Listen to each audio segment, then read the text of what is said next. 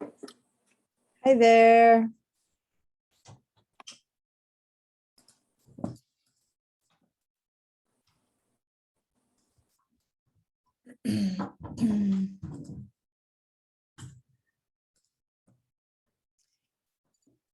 Good evening.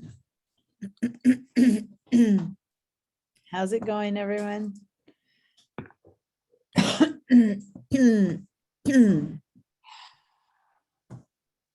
All right. Nice to see you guys.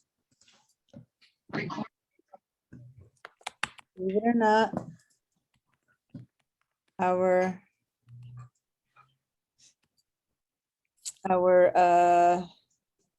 sojourn in Argentina is coming to an end. This is our last week here, as much as it's our last week of class. So we're going to be teaching or doing class today, and then next Thursday is our last class. Okay. And next Thursday, I also need to do my COVID test to go back to the US. Recording in progress. Okay. Someone has to turn their sound down on their second one or off. There we go. How's it going? So I got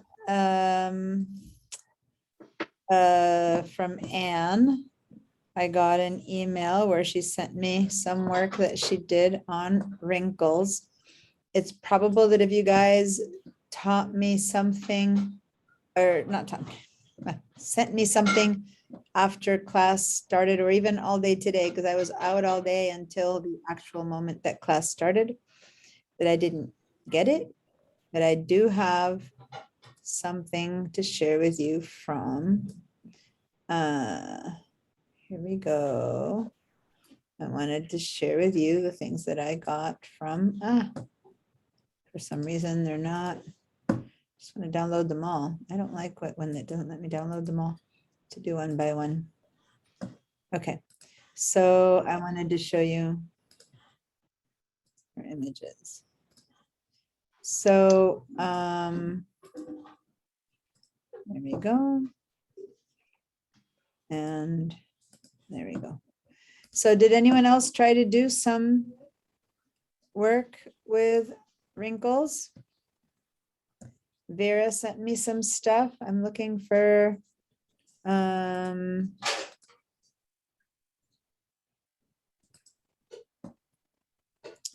where are yous? Here they are. Where are yours, not yous? There's Anne's. So basically you all did, or not you all, but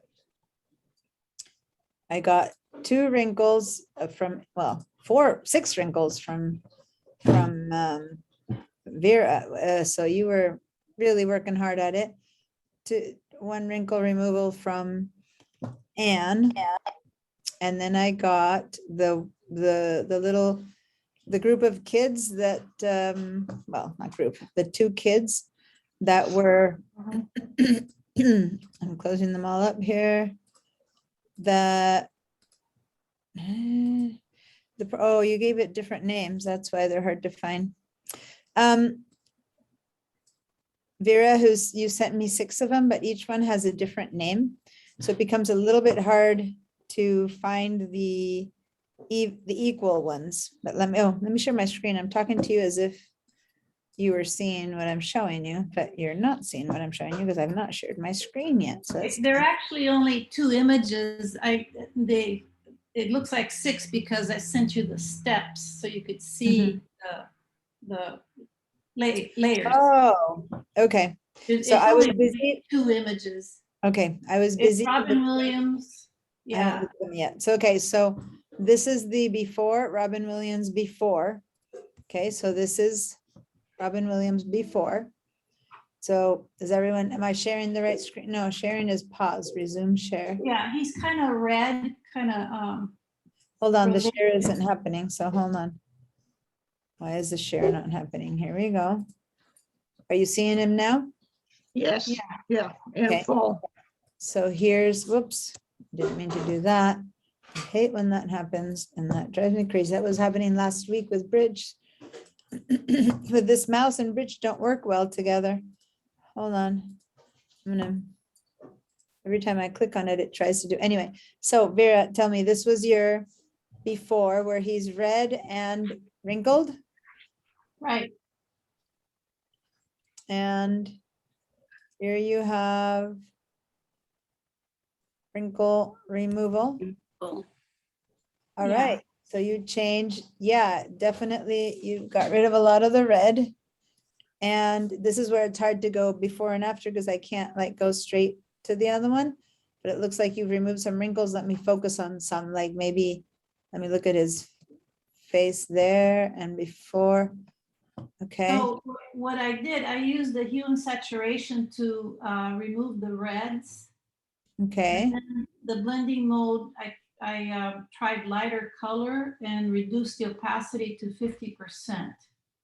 okay. And then you did some healing tool or something like that? Yes, there were a lot of freckles. Yeah. Okay. When the only thing that concerns me is you said that you used the hue saturation to remove the red, and just so you know, hue saturation probably, I mean, it could have worked. I can't compare them right next to each other. So I'm not saying it never works, but hue saturation changes the color, but of everything. So say if you got rid of the red, and by doing that, you probably made it a little bit more green. Not that you made it green, but you moved it towards a green, so some of the red went away. But hue saturation would have not only removed the red, but it would have already also changed other colors. Since everything else is black here, it probably didn't affect much more than the tones of his skin. But you might want to focus on something that just removes red versus also change the rest, because like I again, since I can't compare them one next to the other, I can't really tell if something else got kind of affected the wrong way. Just it's it doesn't change, it doesn't hue saturation replaces color. Okay, for every color you have. Yeah. So so thus if red went away, then probably some other healthy tone also went away too and replaced by something else. But it could have been that in this face it kind of worked, so that's fine. Yeah, So I anyway, had the same problem with this next image because this man's wearing red and his face is flushed.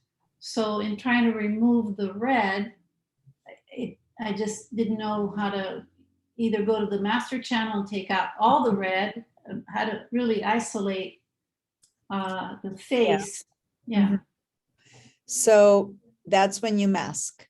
Okay, that's when you do masking. So right now, which one's your first one? They all have different names. Next time, you guys remember when you present something, have them have the same name, like you know, John dash beginning, John dash move red, John dash whatever, and then it's easy to compare because I can see all three at the same time. Like I can just click from one to the next. You know what I mean? Okay. Versus writing the whole name of what you did, now it's really hard to follow through. But which one's the first one? The one that we need to see that you started? The healing brush for wrinkles. That's wrinkles. the first one. Yeah. Okay, so here's the first one that you did, a healing brush for wrinkles. Since we don't have before, then we can't tell, but he doesn't look too wrinkled, so I'm assuming it worked. Then you have toned down red color. Yeah. So, And then the last one has a blue Yeah. background. and then you replaced, let me go find him here. You replaced the background. Okay. All right. That's after. Up until here, that was great. Here worries me a little bit. I mean, I know I'm seeing a low res version here, so I'm not going to worry too much about that. But see how we left something a bit strange here, like you ate a little bit into that ear, and then it kind of broke out again, so it looks a little bit strange. And then when you do that, even if it's real or not, maybe he has a little fat roll here on the neck, I don't know. Then at least maybe you can just eliminate that a little bit with a masking there. Or maybe you just took a little bit too much off there and that's why this looks like that. You might have taken a little bit. Let's see if I can find the one before. Okay, so I see what happened there. This is an area of the picture that's really fuzzy. See you guys? It's hard to tell how much of this is skin, how much of this Because is, of low resolution then. it's a, yeah. So then with a mask, you can try your best to just kind of maybe draw the line a little bit cleaner. If you're gonna fake it, you gotta fake it in a way that doesn't leave him looking necessarily like a little bite happened from here, right? That said, this is low resolution, right? So that's partly why it's so kind of scratchy or like the line isn't straight enough. But if so, and I can't tell, this is that bridge thing with the mouse. I don't have the original here. Oh, I do. You did give me, no, this is a PNG.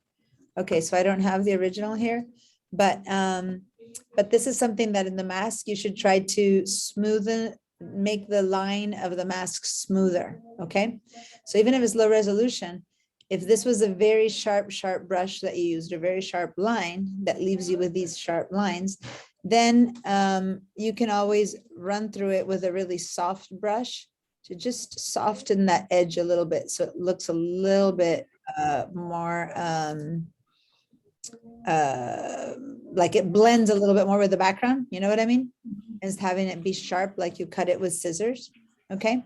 So anyway, that's my only question here. We're going to be doing a bit more cutting and working on our mask so that you'll be able to practice this a little bit more. So the mask is the only thing that I have some concerns with, and that it looks, well, it wasn't meant to look real because it's not like there's something real behind it. It's just a background. Not real, meaning it's not like you put grass and a garden to make him look like he's in a garden or something like that. In that sense, it's fine. It's just a background you gave him. But the masking around his cheek and here are giving me some cause for concern. So great. Oh, it's not sharing. If you guys aren't seeing what I'm showing, tell me. I just noticed that it hadn't been sharing. So when I'm saying see here, and if you guys don't see it, please tell me that you don't see it. Okay. We were looking at your bridge version, The what version? the Bridge. whole bridge page. Yeah. Okay. I had it in big and it had stopped sharing because of that mouse thing that it does, which is kind of crazy. Okay. So anyway, just more practice with masks, but great, awesome job at working hard with the stuff that you've been learning. Congratulations, guys. Vera, now let me go to where's the one that you just here? Caswell Grandsons, and this was one. Where's your other? N-C, it's under N. With the OPQIN. Oh, I had moved it. Oh, here's the N. Okay. So here's the original one, you guys. The one that she had last week. Do you see it in big now? No, No, every time I get it big. So you guys haven't been seeing every time I make it big. I see. Every time I make it big, you guys haven't been seeing it. Let me share my whole window then. So you haven't been seeing it big. You've been seeing it just me sitting there when I'm marking the mask. You haven't been seeing the mask. Oh, Right. what a waste. I'm sorry. I've been making it big and I've been marking where the ear is and the edge and well. Since Robin Williams. Oh, okay. So all the mask, everything I marked on the red. I'm sorry about, okay, I'll go back and show a minute what I meant. But anyway, here's the one that Peggy brought last week where muchas gracias. Here. Here's the one that Peggy brought last week where the background, we had talked about it being too bright and being, our eyes, our humans, we tend to go to the bright spots. We like shiny and bright. Or at the very least, our eyes get attracted to it. I don't know if we like it or not. So there was a need to do something to tone down that background and maybe to lighten out the foreground, which is what we want to focus on, which is the kids, right? Let me just stop this.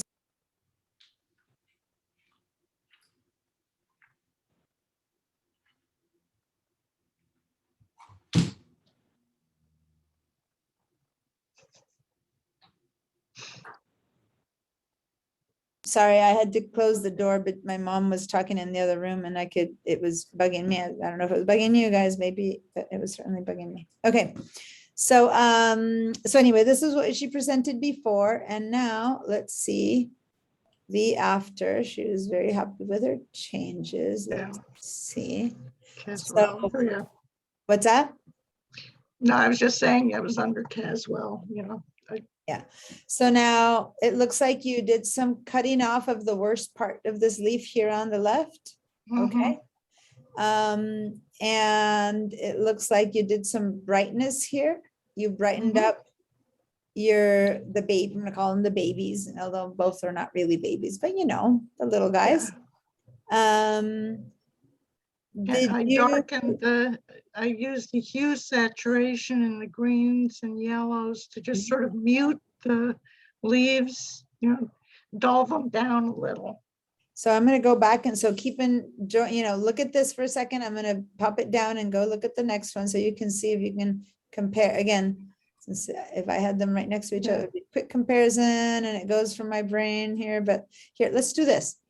Let's change the name. Why am I even worrying? I'm gonna Okay. call this one N.C. N-C to see if it bumps down. There we go. Yeah. That's a little bit better because otherwise it's so hard to compare. Okay, so here's the before and here's the after. So it's hard to compare size-wise, they change, but here's the before and here's the after. So let me see, you lightened, I can see in his face, you've lightened the Mhm. shadows, okay? And I can see in her face where here it's darker and you've lightened the shadows here. So that's really nice. This one seems like it's a little bit, the resolution has changed. So it seems like it's fuzzy. So what happened there that the resolution changes it just, because it's just PNG that you sent me is just a screenshot. That's just a part of it. Yeah. That's what's happening. Okay. And then you just took the furthest of this stuff away. Okay, so that it's gone.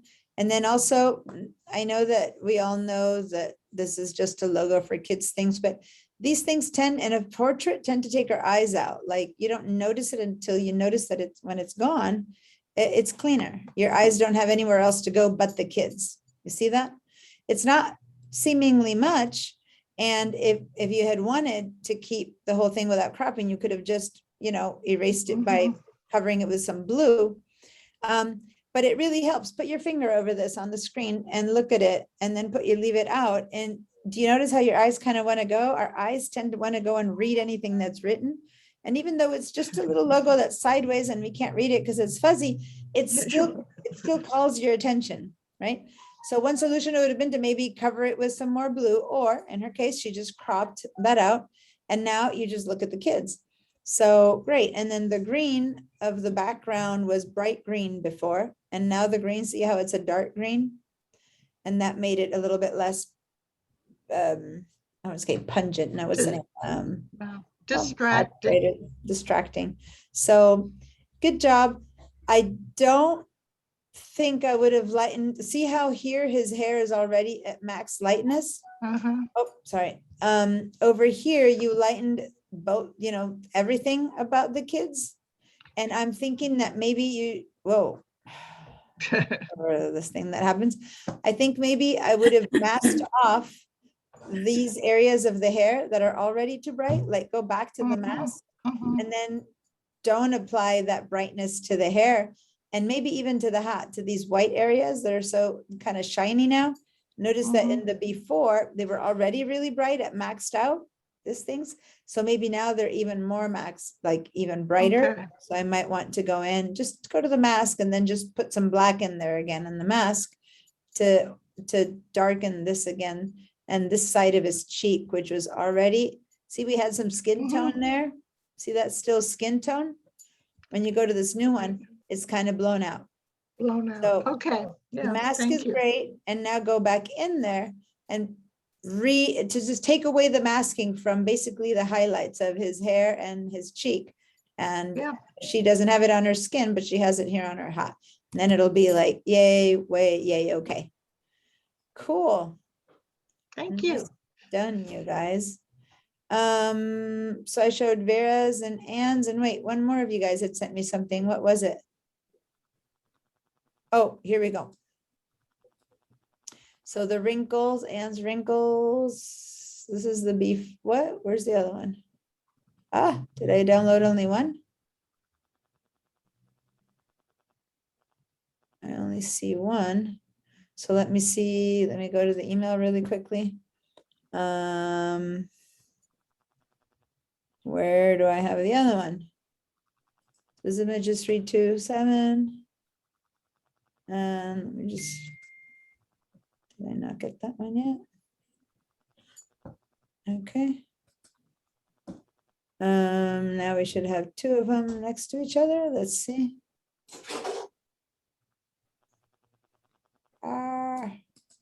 Did it come in yet?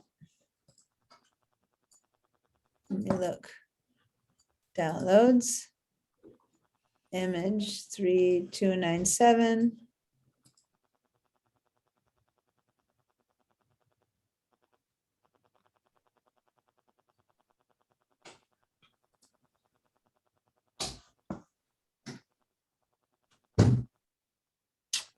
You didn't change the name of the file, so it keeps replacing itself.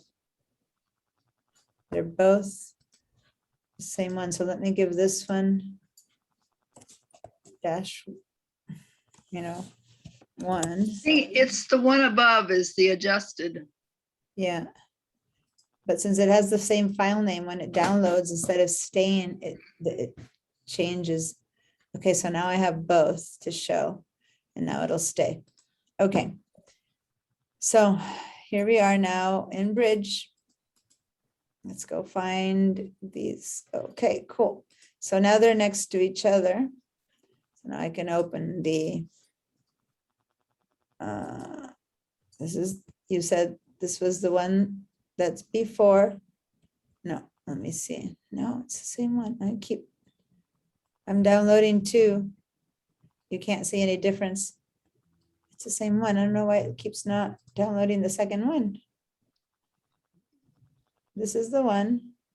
Let me change the name of the second one. Sorry, guys, trying to.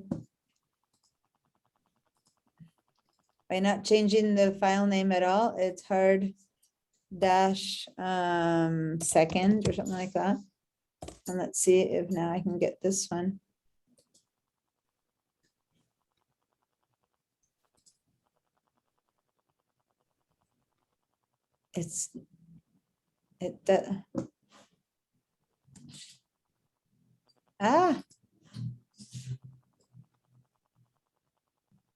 It doesn't, it's not coming in. There it is. Oh, because it did have a different name and I was looking for it in the same place. So same as before. And let me give it the same number. Image underscore 3297 underscore. Okay, so now it's going to come in next to each other. Okay, so right, so there's from there to here. Can you guys look at the grooves on his mouth, around his mouth, okay, around his chin. And now look, and it's a bit smaller, but you see how much they've been lightened? Okay, so go back to this one. See how dark these grooves are? Can you tell? Is it easy to tell on the work that that I'm sharing? That this is the before. Okay, he has these dark grooves around his mouth. And in the new one, sorry, I'm trying to take off the sweater here. And the one that she's worked on, see how it's just light, it's gray, but it's not the deep, dark grooves. Can you tell that? All right, so well done, very well applied. He still looks like a wrinkled man, right? So it's not like we've just stopped recognizing him. We're not trying to make him look like he's 20 years old, but it's not such a deep furrow. And I'm sure he is much the happier for it. Did you apply this to other parts, maybe to his neck or something like that? I'm not, let me see. No, the next looks like it's still the same, right? I just worked on the face. Yeah. That's great. Look at the under the chin. Nice. Good job, you guys. Oh, thank you. All right. Perfect. Let's move forward. Thank you for sharing with me your work. Did I miss something from anyone? I think not. All right, let's go ahead and continue working with that baby in the towel that had a lot of work. How you feeling today, Bonnie? Recovered, recovering? Yeah, I've had an awful lot of things going on as well, so thank you for asking. All right.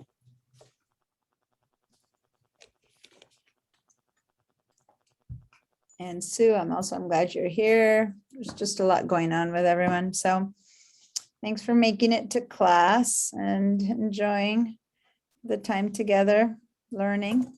I'm going to put my Photoshop in here now. And let's go ahead and open up. Let's go back to the class files.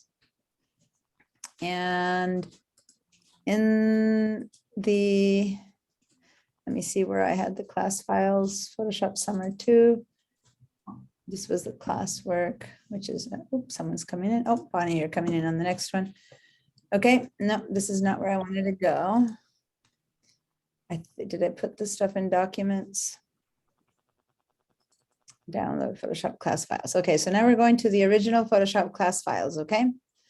The ones that I gave you guys to work with. And we had started, oh, I had already worked on the towel guy.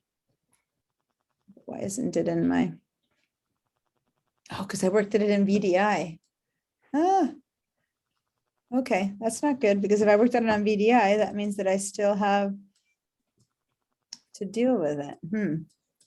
Okay, oh, I'm seeing where all of the Anne's wrinkled examples were on my other desktop. That's why I kept downloading them and I couldn't see them. All right, well, I'm going to open the original one again then. If you guys have the one that you did with, that you saved the red color that we worked on, remember? Go ahead and open that one. I'm just going to go with. Marcy Sue Carberry in Santa Barbara. I know it's after hours, but I was. Let me mute. So, it should be here. I still have my original. I don't want to go all the way to the, I don't want to go all the way and download the other one. So I'm going to open the original again. And in fact, I'm going to go ahead and also open the one that's already here as a sample retouched, because we were going to show you kind of the steps in between. So I've opened the original. I know that we've done some work with color. I'll just do a quick little bit of work with color on this one, but I wanted to show you. Let me share only my Photoshop so it's a bit easier to share. The one that I gave as an example of what was done to it was just an example, but it has a bunch of steps, and I thought you guys might want to see what those steps were. And so, because some of these we're going to do now, again, to learn individual techniques first and then apply it to this boy in the towel. We're going to learn the technique for a couple of different things that I've got here, and then we're going to come and apply it to him. So here I have a color balance. Here's some levels. Here's some other levels. Here's another layer. Then here's some blur, and here's some curtains, and here's some other stuff, and then some towel, and then we're back to the original. So if you can see me turning all of these on at once, there's a lot of changes, right? Boom, from there to there. It's a ton of changes. But really, you end up, the way this works is you do tiny little changes each time. And in this case, because I wanted to save the steps to show you the changes, I actually kept copying the original, see that? As opposed to doing it in different steps, because I wanted it to be like step 1, 2, 3, so you guys could see the changes. Normally though, the idea is to do this with much less copying of layers. Otherwise, we basically have the same photo 5 times and this file is much bigger than it necessarily has to be. But it's the only way to save each step to show you. So right here, one of the first things that happened here is retouching that towel. So there's that's the kind of a, who knows what was in the way. And here's the retouching of that towel. So that wasn't necessarily the easiest thing to retouch because it wasn't a blemish or a blur. It was something that just wasn't there, that had to be recreated. Okay, so we're going to work a little bit more with the retouching tools to be able to invent something that's not there. And in part, the way this is done is just by actually also just copying some other sections and putting it on top and then blurring the edges and things like that. Then this one says we retouched the face and we gave it an iris blur. So if you look here in the face, there was some snot, not snot, but yeah, I'm gonna go Command plus. So little dots and little things here on the nose and some freckles and just little kind of thingies that weren't necessarily just baby stuff. And then at the same time in this one, I also, I guess I forgot to save step 2. I gave it a blur, an iris blur. So look at the edges here when I turn this one on. See how it went a bit blurry? But also look at his nose and his face. So I'm going to turn this off. Okay, and so his nose kind of spots and these little shiny things go away. Okay, and then the background got a little bit blurrier. Okay. So from there to there, then I worked on the curtains here. So this is the retouched curtains, where I got rid of those curtains. I don't like the final effect at this point. I would probably maybe prefer to just make a whole bunch of black in here or something. I don't know. But anyway, there's the retouched curtain. And then since I didn't like that, I decided to give it even more blur on the side. So this is a little bit more blur on the retouched area right there to make it harder to tell. And then there's some other details like layer 1. I guess I didn't like this edge that had happened here. So I added a little bit of a cleaner line. And then over here, this levels, I lightened his face because he was in the dark, right? So I did it with levels. Levels is a very powerful adjustment layer that we're going to start with, just because it's the main one that you begin to see how things need to be just before you find out and see if it's the right one. And also notice that it's masked. So it's only changing the inside of that darkness of the face and nothing else. Then here, can you tell what that is? So this is just a little bit of lightness in the eyes. Okay, so look at the eyes here and eyes there.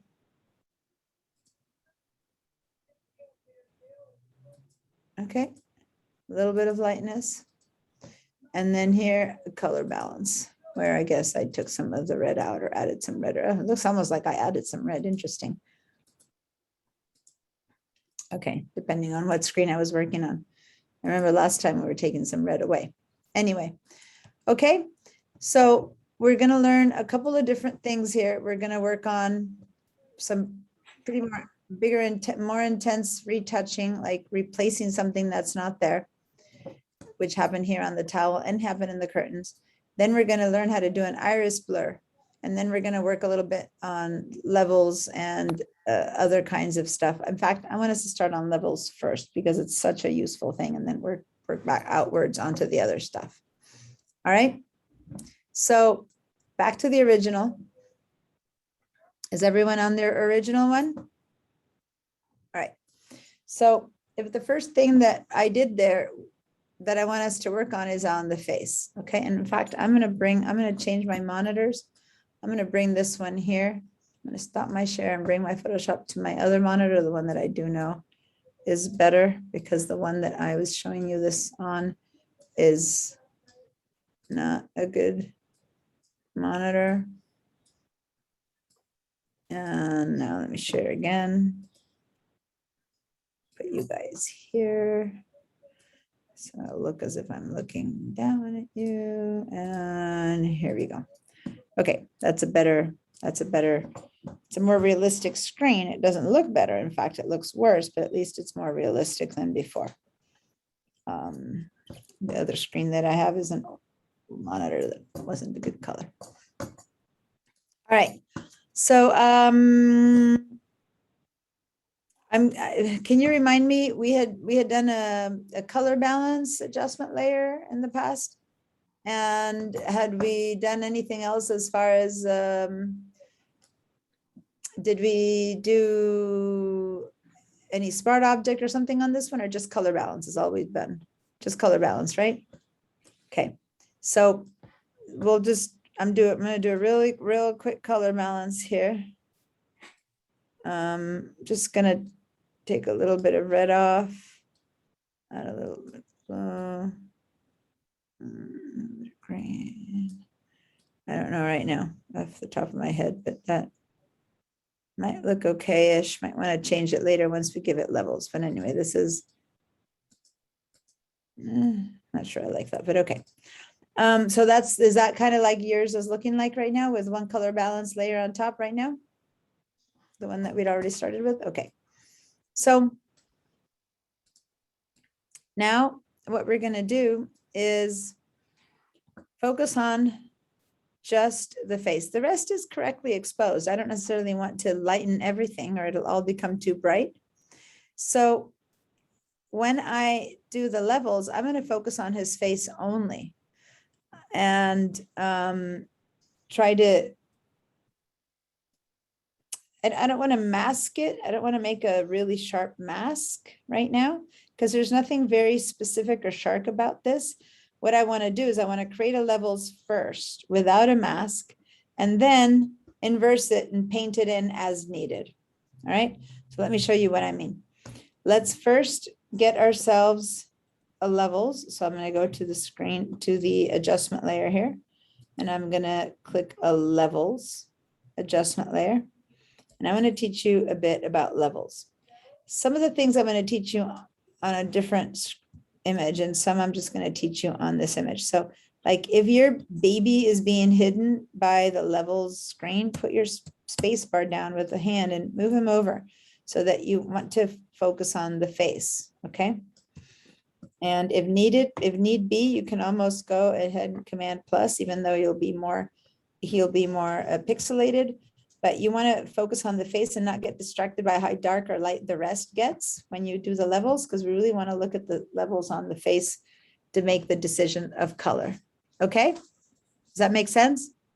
Because everything else is going to look really light and look bad, and we don't really care because we're going to mask it out. We just want to look at the face.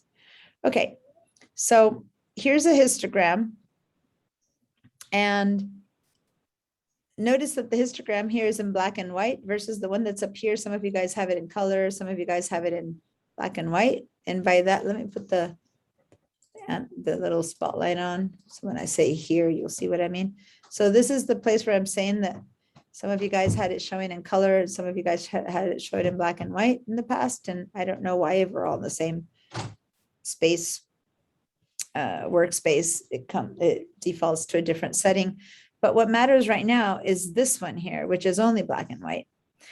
Now, the point of it being only black and white, it's seeing everything here as if it were a grayscale, as if there was no yellow, no pink, no red. It's looking at this image.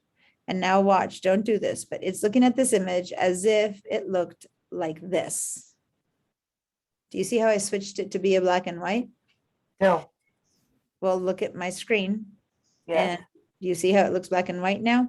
So it's not about how I did it. That's the least of it. All I'm saying is levels is reading your image as if it were black and white. It doesn't know that there's colors. And so basically, if you look at this, there's not much, variation in these tones. There's just a lot of middle grays, right? So if this is a very, very light gray, almost white on these edges, and this is a very, very dark gray, almost black, then his face is really kind of basic, kind of middle-ish gray. And if you look at this levels, that's kind of represented here. We have blacks on the far left, whites on the far right, and middle grays in the middle. And basically see how there's a bunch of middle grays with a little bit of black that maybe represent his eyes and this background there. And not much white, just a little tad of white here that maybe is these edges on there. Do you see what I mean? By the histogram, Yes. anything that's above this point is pure black. Anything above this point is pure white. Anything above this point is exactly middle gray. And then this is just the whole grayscale between black, dark grays, middle grays, light grays, white. So the higher this mountain, the more of them there are, right? So there's a bunch of just blacks way down here, a few little whites, and then a whole bunch of middle grays. And that's what we're seeing here, a whole bunch of middle grays with a little bit of black in his mouth, a little bit of black on his eyes and his nose. Okay, so one thing we can do is just lighten the middle grays so that they're a little bit lighter. Now I'm going to turn this off so that you see it, so that you actually see it in color like we're seeing it. But now you see what I mean about the computer seeing it as if they were grays, not all this color. So it doesn't care if it's yellow or not. It's just seeing a bunch of grays, and that's why it has so many. So if you grab this middle here and you move it to the right or to the left, it's going to darken or lighten the middle tones. Of course, what comes with it is that if you look over here, that there is some dark, it also lightens up, okay? But not as much as the middle grays lighten up, in as much as that they're middle gray. But the stuff that was black, like inside his mouth, that still stays black, okay? So now, when this is in the right place over here at the beginning, it's in the number 1. And if we move it to the left, we're basically saying all of these darker grays, please get lighter, turn into middle gray, right? So again, what if we've got a bunch of little dark grays over here, we're saying, okay, we want to turn them into lighter grays. We're moving it up so that they turn into slightly lighter grays. Okay, that's what we're doing by doing that. Okay, turn that off, and there we go. We're lightening it up. So lighten it up until you think that you see it being a color that you like better. So from 1, which is where we started, here's the 1. Okay, let's move it over, and maybe about yay much is good enough.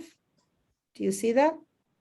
What do you guys think? Don't look at my numbers. Don't look at whatever number I chose here. Look at your screens and decide, what do you think? Does that look better or not? Well, let's look at the before and after. Remember these little bottom arrows here? You can click on this one and let go. Before, after, before, after. Now I actually looking at used to have 2 black spots for eyes, and now that I've lightened it, I can see some lines in there and a reflection. You see that? How's it going for you? Do you like that better? Is it too light? Is it less too light? I'm going to darken it a little bit. I think it was a bit too light. I kind of like that there.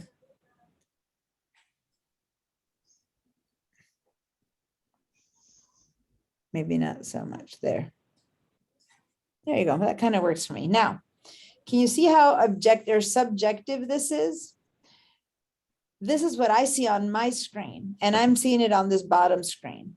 Where I seen it on the top screen that I have here, that's an old screen that's not very calibrated. This actually looks pretty bad on the top screen. I would need to make it less dark or less light. You know what I mean? This color balance that I gave to it might work for one and not for the other. So remember, unless you can calibrate your monitors, you're kind of at the luck of, you're going to have to make it look as good as you think it looks on your monitor, and then send it to the printer, print it out, look at it and go, whoa, the colors are way off. And if it's your screen printer that's on your house printer, and maybe you can then compare that and go, it's never going to look the same, even if the calibration is perfect, because ink on paper is not going to give you the same tonality, the same lightness that you're going to get through light on a screen, right? So you can't expect the same. But you don't want to suddenly have like a purplish tinge on his face or a greenish tinge that it looks like he's, ill or something. And when it comes out of the printer, it can look really off. If you can make corrections, like if your print that you get looks really green, well, then go ahead and add some red to the baby. Like, look at these color balance colors and know that if the print comes out really green, well, come here and add some magenta. So then when it prints, even though on screen it looks red, the printer will print it looking better. Does that make sense? It'll be corrected for the printer. So use these on the color balance scale to, if when the color comes out, the little boy looks really cyanish, then add some red. And then that kind of corrects for the bad print, if the bad printer or the bad monitor. We don't know which one is bad or which one is good, but it kind of compensates. On the other hand, if what happens is that you print at a store and we used to have Sammy's for really good prints, say that you send it away to LA to a good printer because you're going to put this on a big print on the wall. And when it comes out, it looks horrible. When it comes back to you, it looks horrible.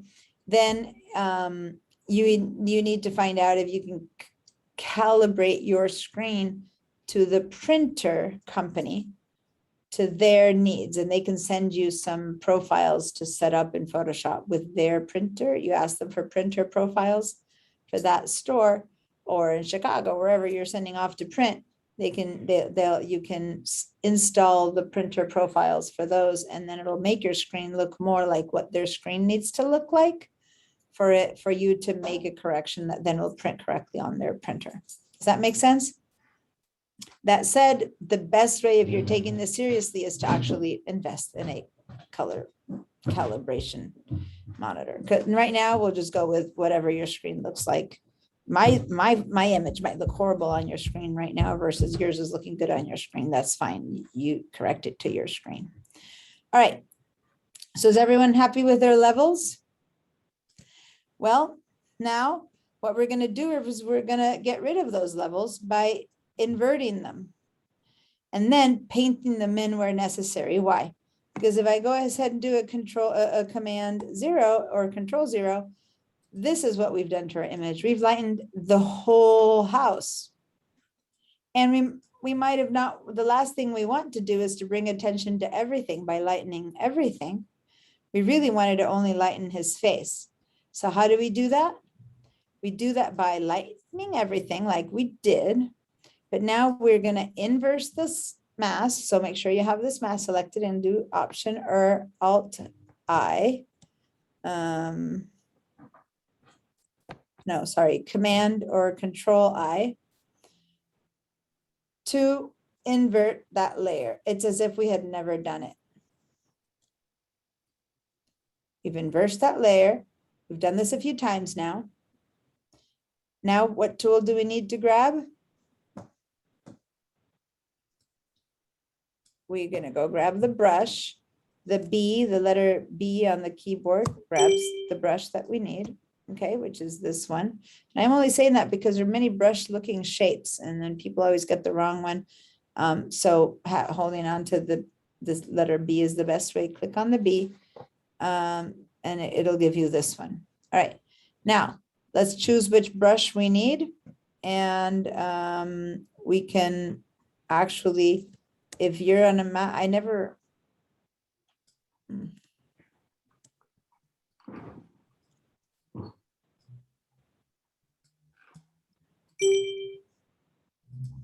okay, I was trying to do the shortcut, but I don't remember the shortcut. I've been using VI so much.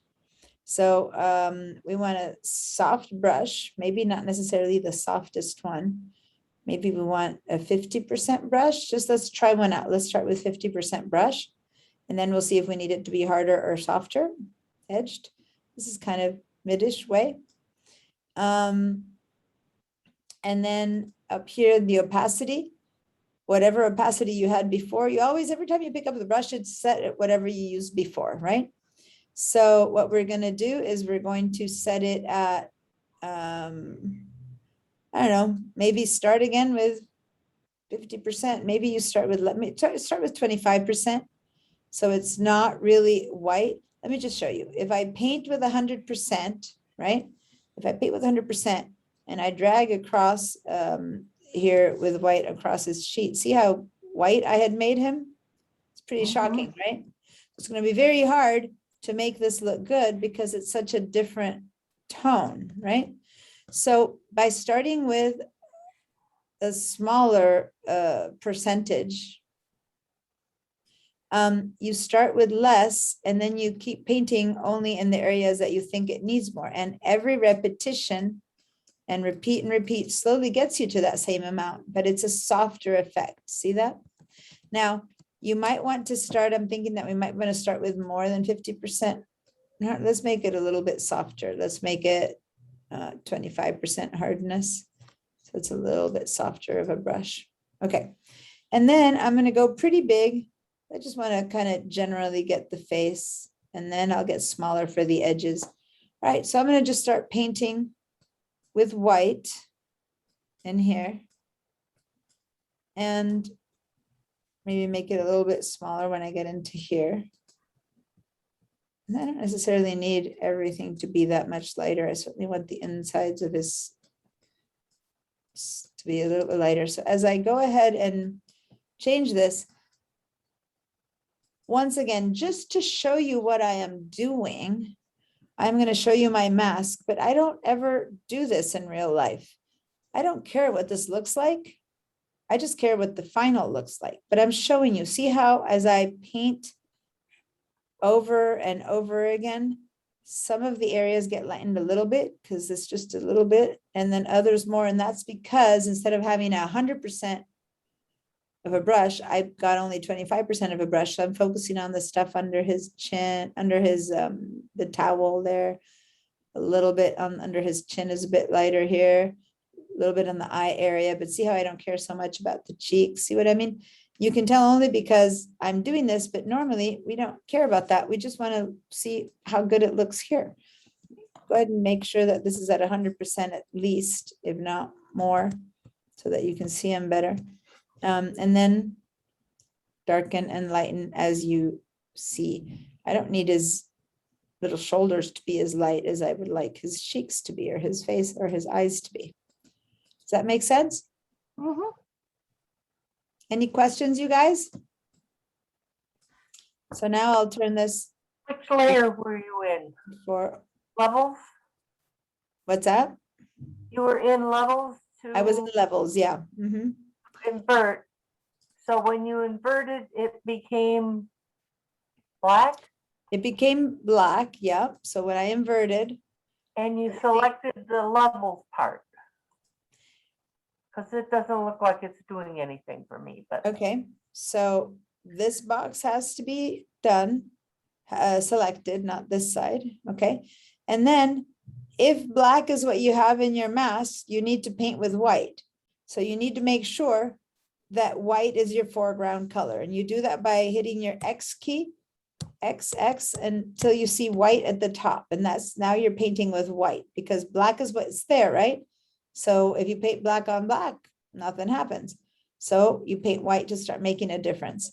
Now you can also use this little arrow to switch back and forth, back and forth. I prefer using my X key to go back and forth, back and forth. And then when you have white, then you can start painting.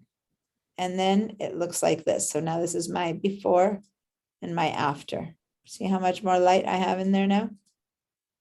Now the fact that I made it soft means that this is not going to be a sharp mask line. If I had to change yellow to green, it would have to be very sharp, very precise mask, but just light, you can just kind of gently paint in. Does anyone need help with this? Do you want to share your screen, Penelope? I think I need to share. 'Cause Sounds I'm good. not sure it's doing Go it. ahead and share your screen. Share.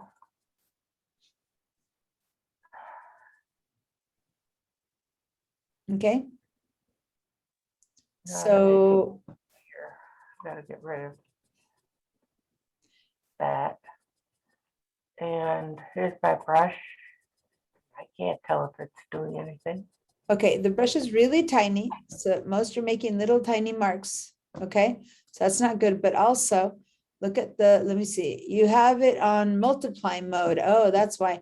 Go up to the top where you see all your, yeah, take that multiply mode off and go to normal. Yeah, I don't know why that changed. Okay. And now you should be able to see changes. Now you have it at 30% opacity. Let's see your levels. Let's go see the before and after of your levels. Turn off that eyeball. That's before. Oh, there's no change. That's why you're seeing nothing happening. Okay, double click on the little edge, the little kind of crownish shape that's there where it says levels, which are your histogram. Yeah, double click on them. There we go. Huh. Your histogram is showing nothing. Do you have a really tiny selection somewhere? We could Oh. tell. Is preset custom? Go. What? Makes it strange when I invert it because there's a mark in the, I don't know. Yeah, I can see, but your levels are not showing anything, so it's something's really wrong. Go ahead and go up to the very top where it says file, edit image, very top left of your whole Photoshop. Go to select and say deselect. No, nothing's selected. Why is your levels not on anything? Go ahead and throw away that whole levels thing and let's do it again because it's not.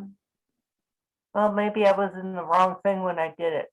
I don't know. First of all, hold your background, click on your background because you're going to do the levels on your background, not on your, yeah, click on that layer first. No, Oh, not wait. turn it off, just select the layer. Oh, there. And now go and do a levels again and let's see. Why is your image so light?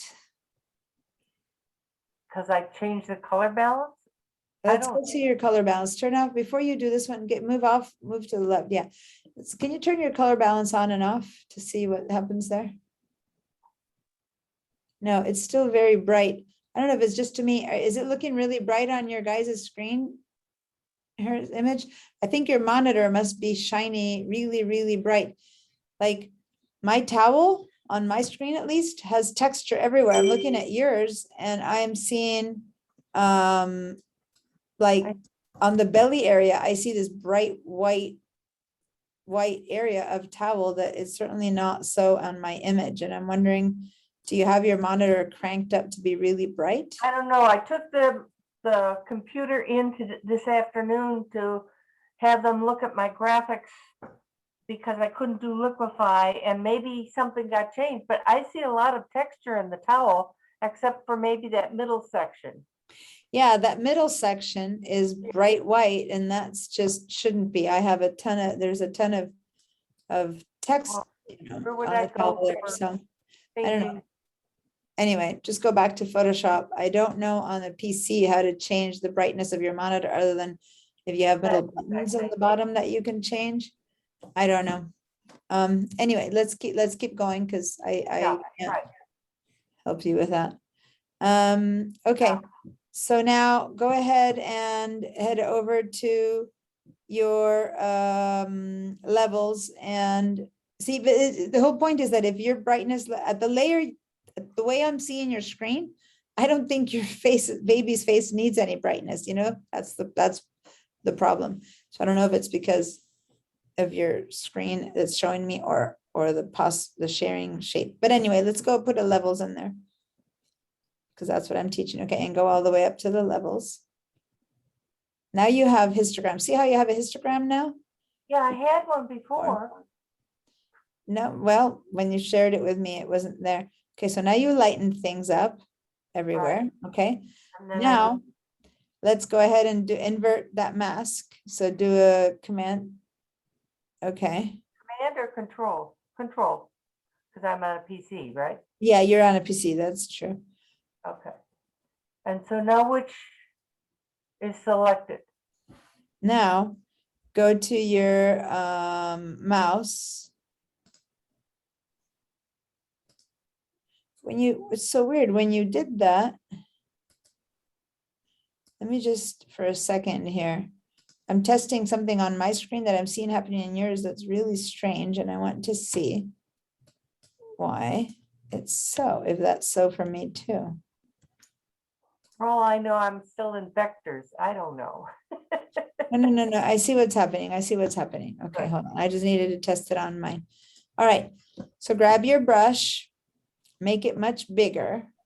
So go and make it like, I don't know, his cheek size. So grab your size and make it bigger. Okay, and over in opacity, it says 30% right now, which is Right. fine.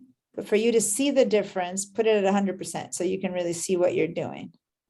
And then you can erase that and bring it down. And so Right. now go ahead and make a big streak across his cheek. And you see how it is happening? Yes. Okay, Now now it is. if it's too much, right? Let's do a Command Z and undo all that.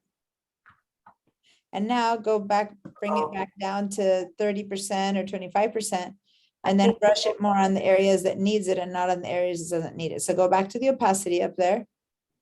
No, up where you had changed, yeah. Go back to like 20% or 25%, and sometimes even less when it's really subtle, you want to go with But did that. I change something that I shouldn't have changed when I went back? No, you're fine. Oh, Maybe yeah, it looks Kristen like, can oh, do you one. did a command, yeah, go and do your Control I again. Control Z, I, I. There. and now with your mouse only at 25%, now you can just more gently paint on the areas that need it more, like under the hood, maybe less on the cheek, more on the chin or on the, not on the chin, on the ear, right?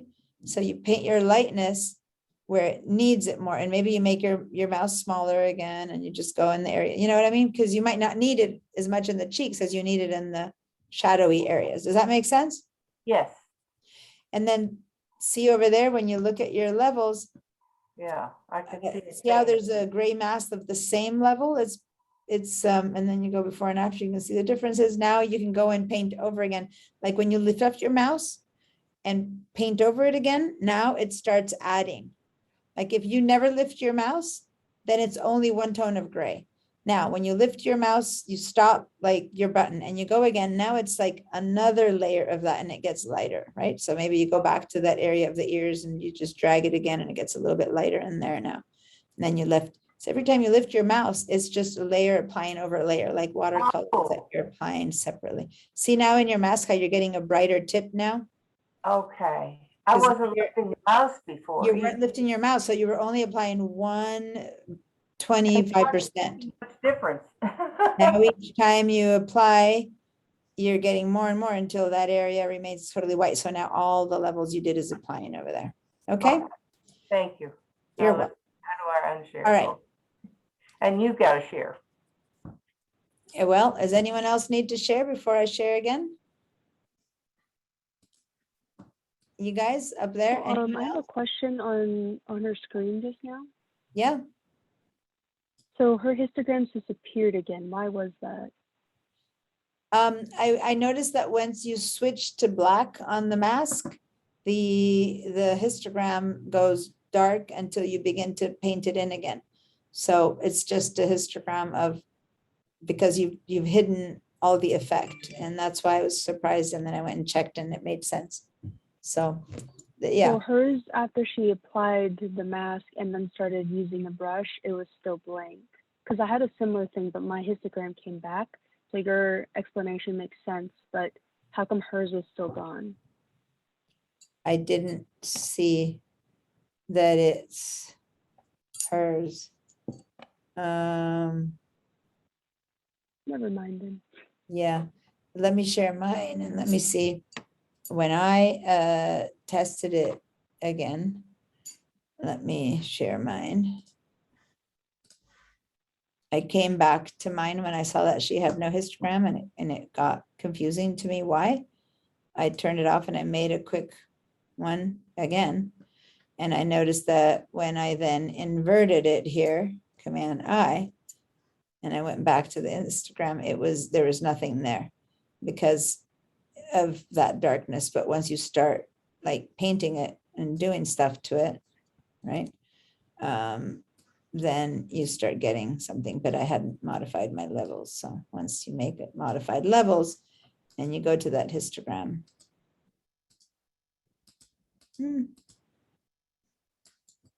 Yeah, that's what hers looked like too, wasn't there? There you go. Because there it is. when you just had a little bit, it wasn't enough. When you really start getting some white, Oh, then you get it. Like she just had a little bit and I Okay. told her to go over and over and over. The moment you start getting enough differences, then you go white, black, white, black. When you have just a little bit, it's not big enough. Anyway, so that was a good question and I'm not sure that everyone got it, but you know, Joyce got it. That's fine. Someone else got that. That's fine too. It's just the histogram only shows whatever you're doing in your mask. And at first Penelope didn't have enough range of color in her mask for it to show anything. Now it does. All right. How are we doing there? Is everyone feeling better about this now? If I turn, sorry, if I go back and see the whole thing now and I turn this on and off, it's only lightened the face, okay? Which at first seems weird, but if you hadn't done that, like when you go, whoa, but if you just look away and get accustomed to it again and look back again, if it's still looking good, that's fine. If it's looking like you went a bit overboard, then all you need to do is switch back to black, right? And then maybe paint a little bit of color back in. And this cheek here went a little bit too bright. So now I'm painting a little bit of darkness back in there. Does that make sense? And back to white if I want to go and lighten again something inside. So you can just keep lightening or darkening until the face looks about as good as you want. As long as the levels you did, the lightest part was good, then you can not need to make the cheeks that already had light as white as you would under the eyes. All right, anyone else who wants to ask me about the levels? Are you all happy with your levels? Yeah? Yeah, you okay on levels? Deanna, under his lower lip, there's a shadow that looks greenish, like a bruise. Yes, it does, doesn't it? How can we correct that? Well, when we get to the point when that's the thing to focus on first, you know, we can do some retouching and whatever, or you could go in and just do a little bit of correcting on that again. So I'm going to just give you an example. I'm going to go to Command 1 so I can get to 100%. You can just do another one of these, choose which one, right? So say that you go for color balance, and I'm just going to throw that out. If there's too much green, I'm going to go ahead and add magenta. So I'm only looking at that spot, forget the rest, right? Because remember we took red out, but now I'm adding it. Well, that's okay. Just looking to see if the green goes away. And if it went away, and I'm exaggerating a little bit, if it went away, now I'll do the same thing. I'll invert, Command I. I've inverted that mask. Now I take a little brush, make it a bit smaller, and I just paint a little bit of this correction that I made just here and here, Okay. so that I take the green away just on those two tiny weensy. Now I've ended up making two big magenta spots because for the sample I made it too magenta. But that's it. Just those two little spots there. See there? Does that make sense, you guys? Oh, sorry. How you just change the spots that you need now. It was too magenta, so I'm going to back off. And now I've left it there. So if I see any other green spot that has a bit of green, I come to this one. And now I might want to come to this color balance and call it less green, right? Or / more magenta. So I could call it, maybe I could say minus green plus magenta. So it's basically what I did to that. That way, if I need something else that's too green, I can come over here and say, oh, this is too green. So say I decide the wall is too green. If I go to this setting, I could go ahead and start dragging some lines here across this wall and make it magenta. See? Does that make sense? This correction works for everything. I just happen to only want to open it up under his lips, but I could just add more magenta and there you go. Suddenly I have a whole cut in the mask up there, which is giving a whole bunch of, taking off a bunch of green and adding a whole bunch of magenta to that. Now I don't want to do that. So I'm going to go ahead and switch and put black again and cover that up again because I didn't want to make a little red streak on my green. But did that make sense? That correction that I just showed you? How you use a mask for local corrections? Yes, that's great. Thank you.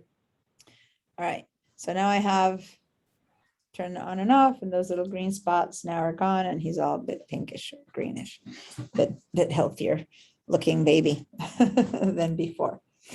All right. And so that's how you do localized color corrections, right? You make a big mistake. So one thing that I had done in the one that I had shown you here, that I had done when I prepared this, I had also added a little tiny bit of lightness, more lightness on his eyes. So depending on how light or not you made this original one, you might already have him as light as you want, or we can make a little bit of more lightness on his eyes. So this one here is lighter face, right? So I'm double clicking and changing the name of this one. This one's less red overall. This was the one that we did the other day. So now you can kind of start calling your adjustment layers the thing you did to them, so that later if you want to come back on them and you know what they are, because when you start adding one on top of the other, they can get kind of confusing. You know what I mean? Like, what are the corrections that I made and which one do I prefer? Got that? Okay. So now I'm going to add a little bit more light to the eyes, although I think this time I gave it a lighter levels than before, and that's why I needed it before. But I'm going to go ahead and focus. I'm going to command plus my way in to just see the eyes. I don't think I need it so much, maybe in this one. So I can go ahead and do another levels. Just looking at this eyeball right there, this little area, and lighten that a bit more. I'm not sure. Somehow the correction that I have right now doesn't really seem to need it, but just showing you how to do another little spot localized depending on your screen. Like Penelope's, I'm sure doesn't need it. Maybe one of yours needs a bit more lightness. So we lighten it a bit more. It's a very bright light one. Command one to invert that. And then I come over here and with even less than 26%, now I'm going to go really gentle, like 5 or 9 or 8, 9%, maybe even 5% is a bit more accurate. And I'm going to go and just paint a little bit of lightness around this one here, just gently give it a little bit more of a light. Maybe over here. You know what I mean? Just tiny. So then I turn this on and off. And it's barely a difference. Sorry, I didn't mean to do that. I just wanted to do that.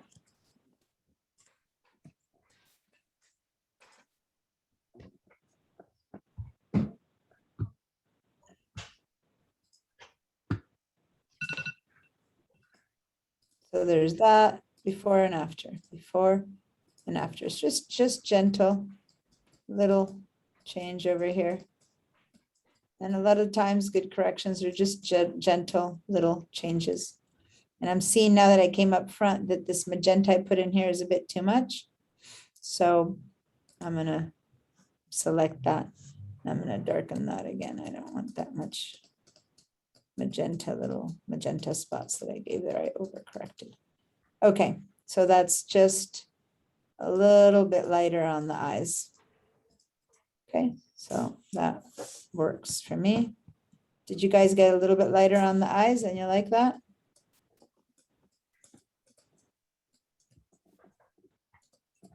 But see, I went so small on this opacity here. I went such a small change here, right? 4%, that it takes a lot to make a difference. And when I turn it on and off, it's just a little bit. Okay, so now I'm going to go back to command 1. And now there's the eyes right there that are a little bit lighter. Just the eyelid, not so much the eyes, well, the eyes too, but the eyelid, so that area is a bit lighter. Okay, so now I'm going to go lighter eyebrows. Lighter eyebrows. Okay, how's it going? Anyone have any questions? Now I've done like 4 little changes here, 4 little layers.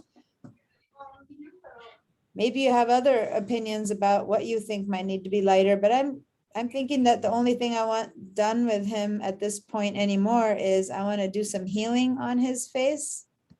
And then I want to work on the rest of it. What do you guys think? Okay, so let's do a little bit of healing. I'm going to go Command plus. Diana, I do have a question. Yeah, 100%, it covers more of the face and less of the background.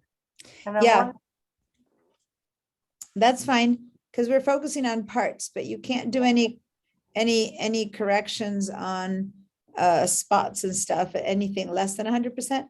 If I go less than 100% to see more of it, then I can't do any like healing or spot healing because I'm not seeing it at the right percentage.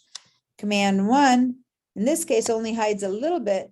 Other times, Command 1 hides most of it and you just see one eyeball, depending on the resolution of your screen. This is a small, low resolution image, so it only hides a little bit of it. That's okay, because I'm just doing fixes on the face. When I want to see the overall picture, I go back down, see the overall thing, and then I'm going to zoom in again just to focus on the curtains, and I zoom out, and I zoom in again to focus on this thing, you know what I mean? You just kind of go in and out all the time. But at the minimum, you have to be at 100% for anything that has to do with spot healing and stuff like that. Okay, So now, it's the resolution of my screen that's different than yours, probably. yeah. Our screen resolution is very different. That's why 100% on mine, especially I have a tiny screen and a very high resolution. It's a retina screen. It's going to be very different than one on yours. So I'm going to go ahead and do 100% on mine, and 100% on yours is always going to be depending on your screen. So now I've actually gone to 200%, which you only want to do if you have a retina screen. If you don't have a retina screen, don't go more than 100% because it really starts breaking down. And now we can do a little bit of retouching here. Now, if we're going to do retouching on him, it needs to be non-destructive on the skin. So let's go ahead and we're just going to do this part quickly and then take our break. We're going to do this non-destructively by doing the retouchings, not directly on his face, by doing it on another layer. So we need to select the background layer first, then create a new layer. So down here at the bottom where we have all those little icons, click on the little plus sign. There we go. And a new layer should show up right above the background screen. And if perchance you made a mistake and it showed up somewhere over there, just drag it down so that it's sitting right above the background screen. You're gonna double click on it and call it retouch face, or, because we might be retouching other stuff later for other parts. Retouch face. And then let's go choose probably the spot healing tool to start with. And remember that when you use the spot healing touch tool, don't make it as tiny as you can. So there's these little blemishes on his skin, which, by the way, I'm exaggerating, wanting to teach you a little bit of this, but baby skin usually has little speckles, and this is probably little dry skin from baby dry skin, and it's probably fine to leave it there if you want to remember his age. But the important thing is for all of you to know is that here the sample all layers has to be turned on. Up here at the top where I'm moving my mouse, sample all layers has to be turned on so that this works, that it takes the bottom and retouches it on the top layer. It takes from the background where the pixels are and does the retouch up at the top, okay? So now maybe you can just do a little line there where there's that little line, and just take some of the most, like that little guy under his nose is uncomfortable. Maybe a little bit of this shine here on the nose. Just tiny. I'm not sure I would take those out, given that those are probably more like baby things, but whatever. Just for the practice, we can take a few of these out. I wouldn't take the little wrinkle on the lips off because that's like typical baby thing, but maybe this little tip of this shine here on this nose was a little bit too much. I probably took too much of it away. There's like a little thingy here on the eye. Anyway, so just anything that looks that's uncomfortably wrong. We don't make him look like he's not really a baby. Babies have little baby acne. I'm looking at a little spot here and it wasn't coming out, and it's because it was my screen that had a dirty spot. I'm like, hey, come on, what's that one? Anyway, all right. So once again, he is a really newborn baby. He was only days old here, so it'd make no sense to take all the little baby acne away. But the snot, yeah, that helps not to have a little shiny thing under the nose. Whoops. Right, so then you can turn this on and off. And that's the before, and after, okay? Big difference, lots of little spots. When you make them, you can't tell how good or how bad those changes are, but when you turn them all on and off, you really see the difference. How do you use the tool? You just click it, once you select it, you just click? You just click, you need to make it barely bigger than the blemish, okay? So see how you can barely see my tool? It's so tiny that you can barely see it, right? Because the spots here are so tiny that here's, I don't know, we're here. You can see it a bit better right now that it's in the darkness over his forehead. It's a tiny little circle. And I'm putting it right over a little blemish and it's hard to see on the skin. But you put it over there, then you just give it a little click and it does its magic. All right, so let's say that this is the end of our baby face retouching. And we're going to get ready to go. We're going to go on a break and then we're going to come back and retouch the rest of him. But right now, if I go back to 100%, I can quickly turn all of these off. That's the before, that's the after. I haven't touched any of the rest of the whole image yet. I've just focused on the baby face and look at how many levels we've used. 1, 2, not levels, layers, adjustment layers. 1, 2, 3, 4, 5, all of them perfectly focused on his face and nothing else. And all of them completely non-destructive. All right. So let's do a save as, and then let's take our break. Save as, unless you have, is there a question there? I have a question, but not about this.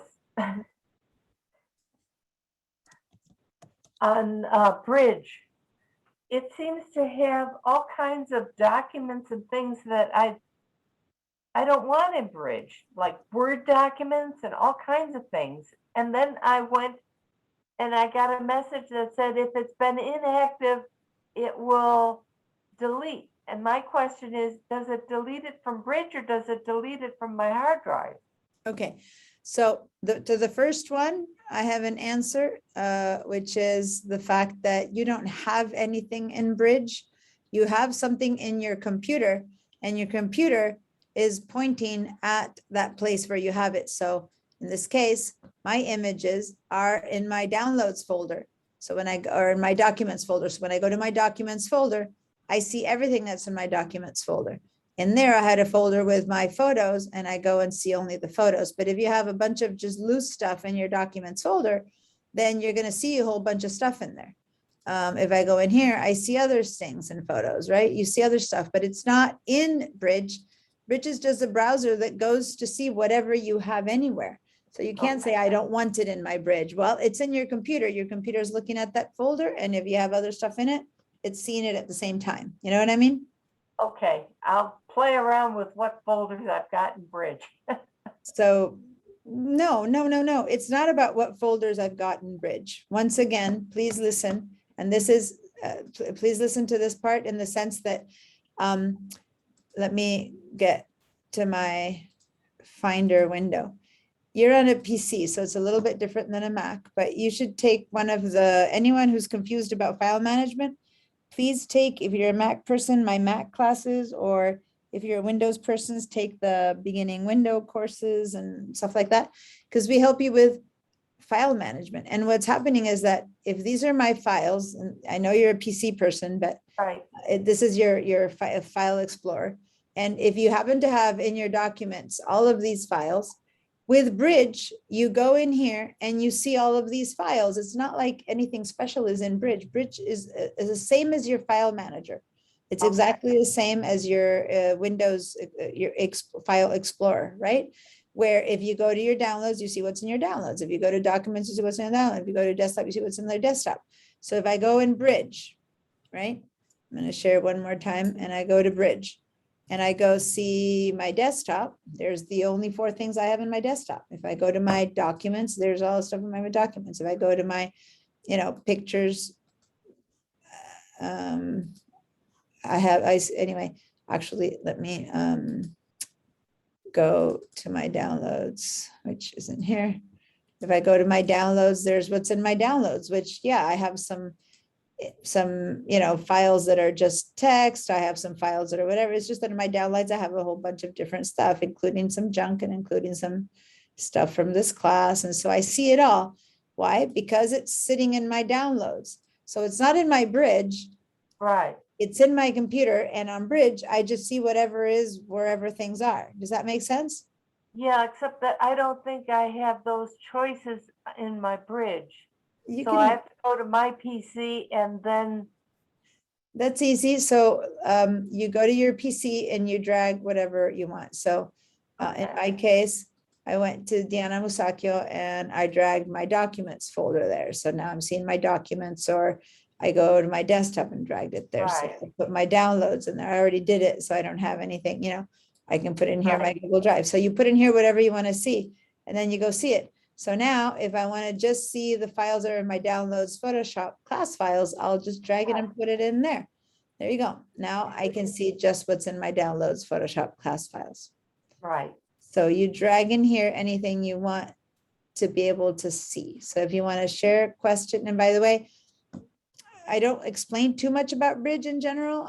We just kind of use it. So these are great questions if you want to use it a little bit more efficiently. Do you want to share your screen and I can help you to see this on your screen for a minute, on your computer for a minute before we take our break? Sure. Okay, so now over here on the, go up to this PC at the very top where it says desktop, this PC. Up higher, yeah, click on this PC. Yeah, so here you have all the different parts of your computer. You have your desktop, you have, because you have your folders there. Go to favorites. See right under your mouse, it says folders. Right under your mouse, it says folders. Go to favorites. Left. Yeah. So here you can just see what you want. Desktop, documents, pictures, right? Something much more specific. So do you remember where your computer is, where your files are for this class? We can find out what kind of folder. Documents folder. Okay, so go click on documents. Okay, now in documents, let's go find there. It says download class files. Okay, grab this folder and drag it over to your favorites right there. Grab that and drag it up to drag favorites here. Try again, just see if you can, go click on download Photoshop again. On the left, the first one. Everything's selected. How do I unselect? Yeah, so click on some gray, no, go back, yeah, no, I don't know where you are. Put your mouse back on the thing that says download Photoshop class files. No, you keep going down, down, down, down, down. The Photoshop folder in the middle, it's like you're clicking everywhere. Yeah, that one. Okay, now go a little bit above it. Yeah, that selects it again. Now put your mouse on the folder, the little yellow folder. On the Oh, folder. yeah, there we go. And now drag that. Over. Somehow it's not dragging. Give me remote control of your screen for a second. Okay. And let's see if maybe, I okay, think there's something wrong with my mouse, but I don't think so, but let's see. So you click here in this neutral area to right. turn off selections, and then you click in here to select what you want. And you can make this a little bit bigger if you need to see this folders a bit bigger or something, right? That's fine. And then here, this, you can just drag right here. There you go, click and drag. And there it is. Okay. And you didn't need to be any bigger. I was just saying in case you want to see the images bigger. Yeah, that's But you fine. just download it. And now you click here and you're straight. Oh, you have two. Practice Photoshop. So here's your, maybe we actually want to go in here, one under. So maybe instead of this one, you want to drag this one here to put it right there. Okay, so now you have two. That's the class files, and this is kind of like the folder that holds the class files or something. And I guess it's where you do your work. I guess. Now we can delete this one, remove from favorites. Okay, so now you have, here's your files that I gave you. And here's Right. where you're doing some practice, or I don't know what you have here. I Maybe don't know what that is even. it's, Oh, that's your, that semester where the fellow was cutting fabric. I yeah, it's the think. first class week. So since you're not saving things in there, we can remove it, and there you go. Here's all your files. Okay, Yeah. thank you. And then it's easy. So you put in here folders, you see everything, every one of the files you think. But Right. yeah, you have to drag, but here under favorites, you put the ones Favorites. that you want to go to quickly. And then that's all you need to do. And you put it in here where you have pictures that matter. Yeah, it took me Um, to find the baby. yeah. So did that work for you guys too, to see that about Bridge?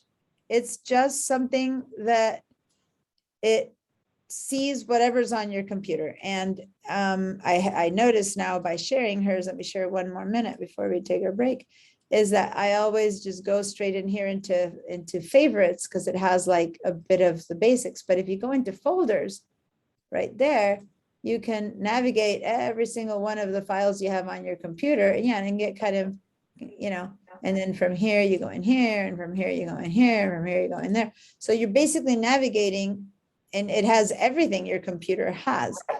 But once you find what you really want, then you can just drag that thing right in here, and then you can just go quickly into favorites and find just where you put your Photoshop files or files that you want to work with or stuff like that. And I it's easy. don't usually use favorites, so that's Yeah, something new. as a quick way to access them. Perfect. All right.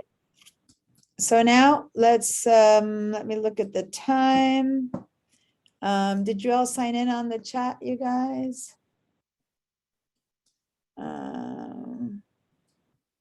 Here we go. What's the time? For me, 11:03. 3 here, What's that? 7:03 here. 7:03. So let's go ahead and be back by 7:18. All right. Oh, it just switched to 7:04. So somewhere thereabouts. All right. See you guys.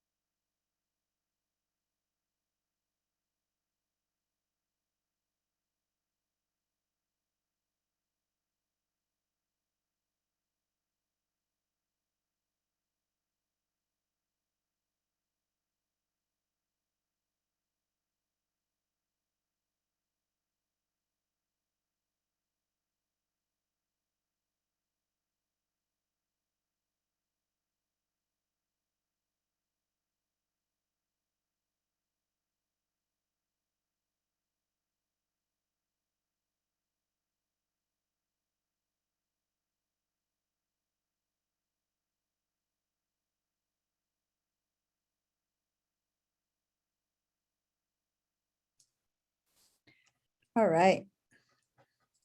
Everyone back?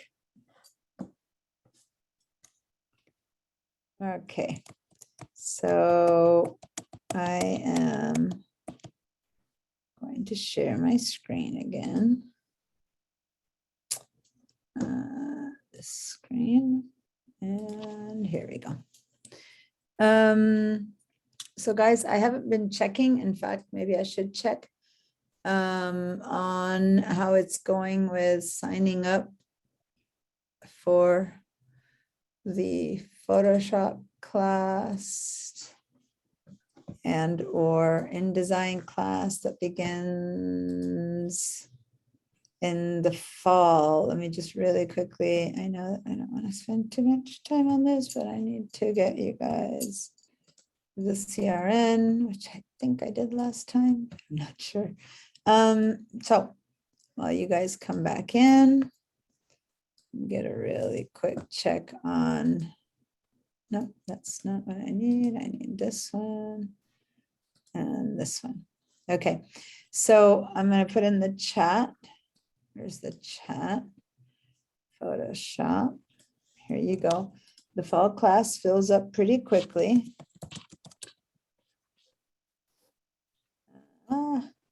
CRN fall course. Here's a small font, the number for Photoshop in the fall, and it would start on, oh, I'm looking at the wrong one. Sorry, I was giving you the fall Photoshop. Okay, so 4/2, when I say it fills up really quickly, I don't know. This year, everything is so weird. Who knows what'll fill up or won't fill up. Yay, August 23rd, my birthday. Yikes. Yahoo, birthday. Okay, and then digital design techniques, CRN for digital design techniques, which doesn't start until October 29th. Those are the two that are scheduled. I have a lot of Mac classes coming up and I requested an illustrator. So hopefully I'll get that too. And many times when I have so many, usually I have so many people sign up that I get like a second Photoshop choice, but they're being really stingy because there's been a lot of problems with people signing up. So I don't know if she'll give me another one. But right now there's only 7 people signed up. So I haven't yet sent an email out or anything, but definitely it's time to sign up. All right. I put them in the chat. Please copy those down if you have any interest in continuing learning. Get yourself signed up to the class. That one is a Friday morning class, the Photoshop class, and the digital design techniques. I don't have it in front of me right now, what time that is, but I'll patch together an email when I get back to Santa Barbara next week, and I will send that information along. All right. So now, Deanna, I have that I have the catalog in front of me, if you want okay. any numbers for the digital design. Oh, okay. The CRN is 43163. I put that already in the chat. What I don't know is the Okay. time. Friday mornings. Oh, okay. So then it actually Yeah. goes after Photoshop is ending. It starts on 10/29 and goes to 12/10. Okay, so then Friday morning. So after Photoshop is over, I guess is how it's gonna be, 'cause- so they follow one after the other. Okay. Yes. And I had requested for the afternoon for the illustrator. And I know I have Mac classes going. So anyway, right now the rest doesn't show up on the calendar, but there we go. Okay. Thanks for saying that. I didn't know. I thought the techniques would be in the afternoon, not that it continues the Friday, which is weird because usually what I do is I get to put another Photoshop right after the first one. And so anyway, scheduling changes all the time and it confuses me to no end what they do every year. Instead of sticking to the tried and true, but not that I'm complaining. Okay. So we have background with retouching that cannot move. So this one's important because see, if I put the move tool on and I start moving this one around, all of these are now it's kind of weird, like a little ghost image, right? So I'm going to undo that. And if I move the retouching of the face, then you have all these little zits all over the place, right? So we have to be careful. So one way is to link all these files together, but we have the issue another issue here, which is that we need to be working with this background image to add. So now I'm going to go to Command 0 so that we can see to add towel to the end, to change the bottom and all that. So basically, one of the things we can do two things. We can leave an image. The only changes we've done right now are within this piece of the towel. You know what I mean? So we could actually create another file, another layer here, and cut out only this kind of bigger part of the towel and leave it attached to all of that, while we change on the other one all the rest of this. And that will give us more freedom to play with the bottom part. So it's a little bit tricky, but I'm going to show you what I'm going to do. Let's all select the background layer. Okay. And we'll do a Control or Command J, which is it's just going to give us a copy of our background layer. Okay. Everyone there with me? Now, what I want us to do is to turn off the eyeball of the bottom background layer so that we can really see the effect of our changes, which right now we wouldn't if that were beyond. Okay. And now what we're going to do, we're going to do a mask. We're going to mask as a layer mask. We're going to cut off all the stuff of this background layer that we don't need. So we're going to add a layer mask, not now to an adjustment layer, but straight to this background right there by going to this little icon, the triangular one, rectangular one, and clicking one time. So we've added a mask right here to this layer. Okay.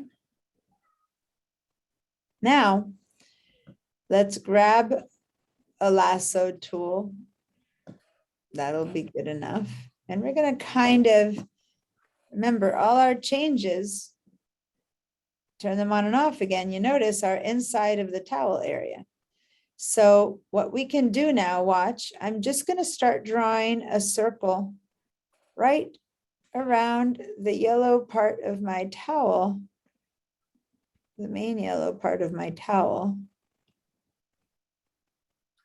Wow, not bad considering I've got a mouse doing this. And now I've selected the part that I've changed. I haven't changed anything outside of that. Does that make sense? Okay, so everyone, can you do that? And remember, however good this one went, I'm gonna click away because the moment you click somewhere else, it disappears.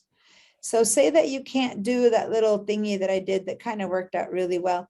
What if you can only do this much? So watch. What if you try to do this much and then it kind of goes kind of bizarre and you stop it there, right?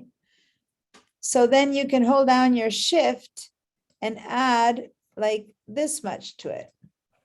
And then holding down your shift, you add this much to it. You know, if your pulse isn't so straight, and you keep adding, right? And then your pulse kind of went berserk and it did that. So how do you fix that, right? So get as much as you can of the right thing. Say you got that. Well, now you want to get rid of the stuff that you shouldn't have gotten, right? So how do you get rid of the stuff you shouldn't have gotten? Now you hold down the Option key, and then you make a little circle here, like you're just going to cut that little chunk off. And then maybe a little circle to cut off all this little extra little bit here. So you kind of get rid of that. Now you make a little circle around this little protuberance that you didn't want, and you get rid of that. Does that make sense? So this is holding down the Option or Alt key. Or if you want to, or maybe you took too much off, you went, and you went, oh no, I took too much off there. I chunked out the I. Hold down the Shift, and now you bring this little thing back in. It's like you circle the areas that you want to get rid of or add. Okay, so that's the bit by bit way of doing it. Or you basically try to do this as best as you can with some patience. And then if you went a little bit too far off, then you just fix those little bits. So now I'm going to take a little bit off here because I didn't want that much of that. A little bit of here, so let's not exaggerate. Let's try to get just only the inside, okay? Then I get a little bit off there, and so on and so forth. All right, so does everyone have about the right thing? I'm going to get a little bit closer to the edge. I don't know how much of this I'm going to be changing, but okay. So now I'm going to go for that. So there you go. Now my circle, my area that's selected is near to the area that the changes have been made. All right. So now if you select, remember, you should already be selecting this mask, and I'm going to put my red spotlight on my mouse. You should already have this part of the mask selected, but just in case you moved around and clicked on anything else, make sure that this white part of the background copy is selected, right? And then you can hit the delete key. It looks like it's absolutely the wrong thing to do. Okay. The delete key only works, by the way, if you have the background here has to be black. Okay. So switch this to have a black on the background and then hit the delete key, because then what will happen is that your mask will get covered in black. See that little kind of hat shape? I know it looks scary and wrong, but we're going to invert it in a minute.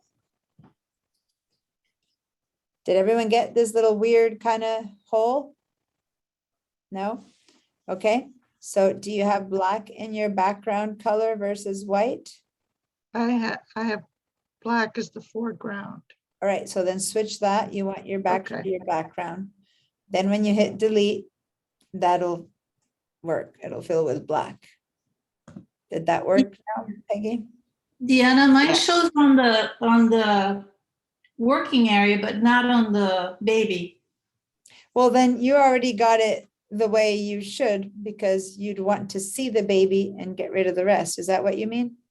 No, it just shows on the layers, but not on the image. I don't have the whole you have. Share your screen with me, because I don't know what you mean by that. I'm sorry. I usually try to interpret.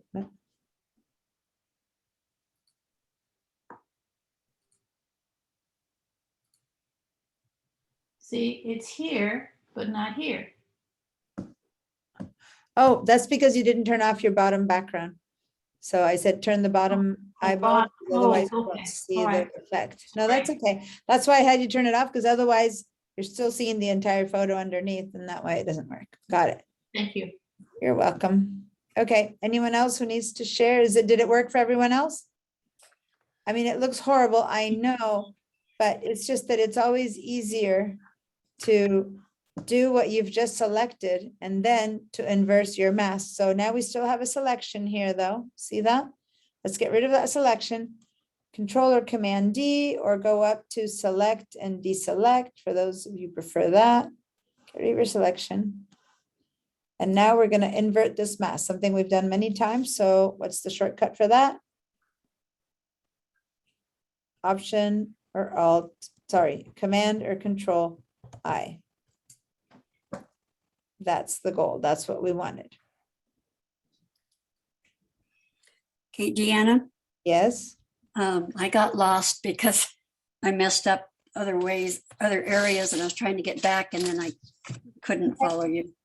So everyone, So- other than Dorothy, let me just make sure everyone got this piece, and I'll put everyone to work a little bit and then I'll help you, Dorothy. So is everyone else this worked for them? Okay, So give me a Sorry. second. Okay. Select, Command I brought up, invite people to join meeting. what? The command I brought up people to join meeting 9, it must be your meeting. It has nothing to do with, You must have Photoshop. been somehow in Zoom when you did it. So click back on your Let me- Photoshop area and Okay. then select this mask area and do the command I. Okay, I'm in Photoshop, but it still brings up, okay, now I got it along with that message, but I can turn it off. I got it. Thank so you. go ahead, Dorothy, share your screen then. Yeah, Well, that's it. I've got the dancing ants. Share your screen. Okay. I just didn't know what to do after that. Just a minute. It's so pitch dark here and I see the sunlight on Bonnie's face. And I'm like, midnight, almost midnight. Are you sharing your screen, Dorothy? Do I not see it or is it not shared yet? Ah, there it is. Okay. Okay, You're but sharing- now You're sharing me and you, I you're know, sharing your so- Zoom screen. I'm lost. My desktop is a mess. Fine. So head up to where it says new share, right above where your mouse is. Click, no, right there, new share. Oh, Choose okay. again, that one. There you go. And now say share. Perfect. Okay, so you got the right selection. Perfect. Now go to that little mask that you have. No, we don't need that. No, nothing there. Nothing there either. You're fine. Just go to your layers. Where are they? Oh, maybe you have Zoom in the I way? lost them. Oh, so I'm seeing them. It's just that you must have Zoom in the way. Right where Oh. your mouse is, I'm seeing all your layers, but do you have something there that's like Zoom maybe? Yeah, I did. It had the gallery. Okay, There so you go. where am I? So turn What the do I do little now? eyeball off of your bottom layer. The background? Yeah, background. And now go to the mask on the background copy, which is right there. Click there. And now hit your delete key on your keyboard. Really? Cool. Now you made that little hole. Now do command or control your Mac or a PC. I can't tell. Command or control I. Command I for invert. Oh, actually first, yeah, no, I forgot. You first needed to hit the delete again. I forgot that you first needed to command D or control D to get rid of your selection. Cool. And now command or control I to inverse your selection. There you go. So now you're just showing the little floating baby. And I know it's confusing to some people. I'll explain the little floating baby in a second. Why did we do this? What's the whole point of this weird little floating baby? It's because all our changes that I've made are on this little baby face, right? So now I'm going to attach all these layers to this baby face so that we don't change them anymore. And then we can change the whole rest of the image on the bottom layer. Does that make sense? We don't want to change this anymore. Anything else we do, we want to affect everything except for this. So select the background copy and then hold down your shift key and select the top layer of all your changes.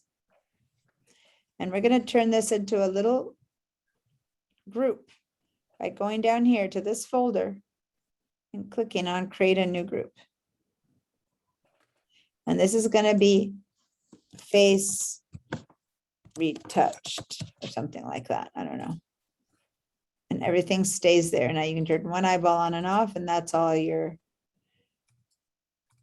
files. If you want to see them all, you scan this little arrow and there's all your layers, right? But we don't need them right now. We can trust that he's looking good.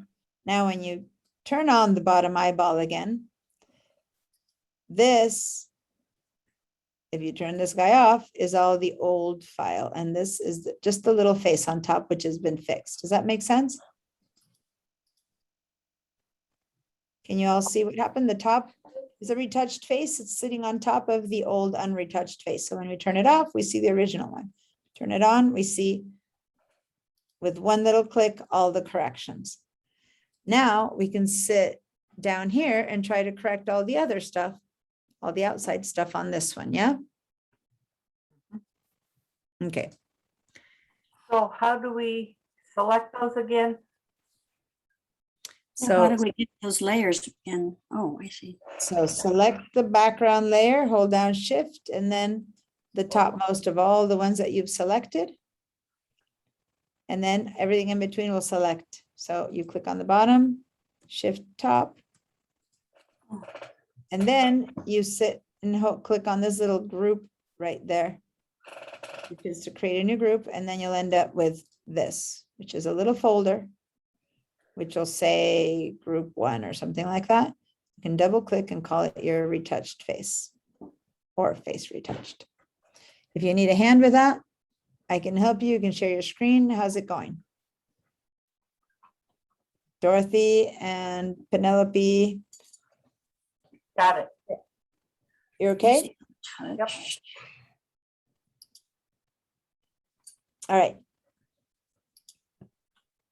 Okay, so now let's grab this background layer and we can challenge ourselves to try to get the best towel, which is over here, as you guys can see. I'm going to turn all the other layers off. The first thing I did on the one that I showed you before, I'm going to do Command 0, is I retouched the towel till it looked really good, like a real towel. But then, as you can see towards the end, I ended up blurring it all quite a bit. So was it worth so much retouching? Well, unless you make a real, I ended up blurring it all like that. So unless you blur it all at the beginning and decide that you're going to do that, it's still going to take a bit of work to get this blur to look, to get this to look like that as a blur. It's actually even harder to retouch blurs, right? If you try to blur it first and then retouch it, it's going to be even harder. So we still want to do our best job of retouching that towel that we can. All right, from that to that. So think about it. If this is what we have now, and this is what we ended up, what I ended up doing here, because I basically had to fake a chunk of towel, right? What I did is I grabbed existing towel from another place, which in my case, if you look at this little portion here, it's actually a repetition of that there. You see that? So that was that. Okay, so that's where we were before. So the bottom was that, but this here, this edge here was, I believe, I don't remember where I got it from. Did I get it from here? It had to follow the, trying to think where I got that from. Let me go and zoom in. Where did I do that? Maybe it's the same one because it's the only. I think I got it from here. Where did I get that piece from? I think I just got it from the same area and didn't get the white on it. Now I'm even impressed about how good it looks without knowing where I got that from. I think maybe I just did this and I copied it again and again over there. I might have just done that. I might have just taken, you know how I have a bit, sorry, I have a bit here. Like I might have grabbed this bit and then just done a healing brush back again and again. Sorry. And from here and here and here. Yeah, I used this bit and repeated it here and then repeated it there and repeated it again. Because it's the only, that one has that big highlight. This one doesn't. That said, we could have the same highlight 3 times and it wouldn't matter too much and then just darken it. But I think that's what I did because I don't see any other place where I could have gotten that piece of towel from. Maybe here. No, that's where I got it from. Oh, or from here. Here's also a bit of towel that has a good spot. So I might have gotten that. So anyway, you got to get creative. And I think I got it from here because the texture of the towel needed to be the same. Okay, so you basically have to look and see what can you work with. I guess I could have also put a rim like that and have it look like another towel was laying here. I mean, anyway, there's different things you can do. So here's what we're gonna do. We're going to zoom into this area. Okay, zoom into that area, makes it a little bit bigger. And we're going to, I need to get this whole window. Why can't I get the window bigger? Okay. And what we're gonna do is we're gonna start by copying this whole thing here and seeing if we can put some of this in here, or maybe even start with this in here. So how are we going to do that? Select the background. We're going to try to do it the most non-destructive way possible. So just like the retouching, we're going to create a new layer. We'll double click it, call it extra towel. This is going to take a couple of steps. And by the way, guys, this is the most advanced retouching that I've ever had one of these classes do. So if you feel a little bit lost, don't worry. You're pushing it here. You're doing something that's a lot. Okay. So don't feel bad if you have to do it a lot of times. This is not necessarily that simple. But here's the news. When I first did this, I didn't know that then I would blur it. That came later. So now you know we're going to blur it. So it doesn't need to be perfect. It needs to be just good enough. Does that make sense? The towel ended up good, but I didn't like the curtain. So I ended up blurring everything. And in the end, it was fine. Okay. So let's go grab our second healing brush tool, not the spot healing brush tool, but the healing brush tool. All right. So remember how this one worked? First of all, go to some darker area of the screen so you can see the size of your mouse and make it a bit bigger, right? And make sure up here that it says current and below. If you still have it at current layer, switch it to current and below. Same as before, we want to make sure that we get this to pick up, sample it from the bottom and do our changes in the top. Make sure over here it says normal, sample, like, you know, like kind of the basic numbers, but if you've changed them at all, make sure that it kind of works this way. All right, so watch what I'm going to do. I'm going to hold down my option key, which turns my mouse into a target. I'm going to choose some stuff from here, about not from the beginning. I want it to look like it continues, so I can't start early. I'm going to start around here. Single click. I'm holding on the option to do a single click in this area and I let go. So now I'm carrying that little patch of towel, see, that I took from there. See how I'm carrying a little patch of towel? Now I'm going to put my mouse where that towel disappears. I'm going to click and kind of start dragging left. Now, oh, there's going to be a problem. You know, the problem is that this Green. tool adapts to the color you're putting it in. So let me undo that. And instead, what we're going to do is we're going to choose this other tool. Either that or we can try to make this yellow to start with. That might be easier. This other tool, which is a clone tool, by the way, it does the same job. I'm going to show you. I'm going to show it to you first, but I don't think we should do the clone tool. Let me go current and below. I'm in the clone tool right now. Don't switch to it for a minute. Don't switch, but let me show you. The clone tool is the same as the healing tool, but it doesn't care about the background. It just, see, it just eliminates, it just kind of keeps the color that it had. So in a way, for us right now, it would be easier to use. See how I'm already making that edge work? But the problem, if you want, with this one is that, anyway, so it looks really straight, but it gives you an idea. But the problem with that one will be to keep it looking different and see how this looks really identical. And we want to try to get a little bit more variety. It would work.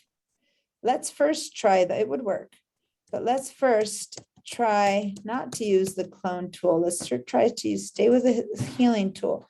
But what we're gonna do first is we're gonna go down here and maybe first try to change the color of this one.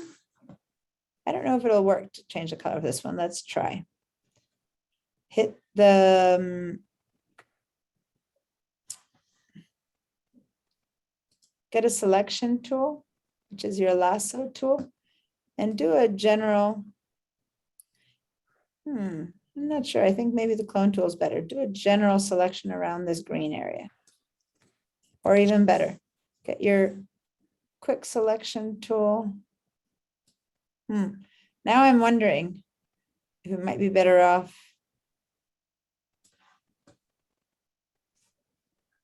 Let me just test this. Guys, give me a little minute to test this because I don't want to spend too much trying to figure this out when if not, we can do it the other way.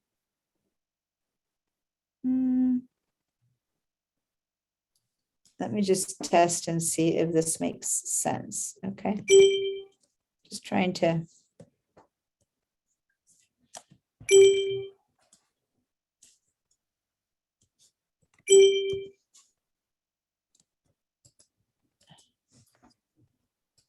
Ugh.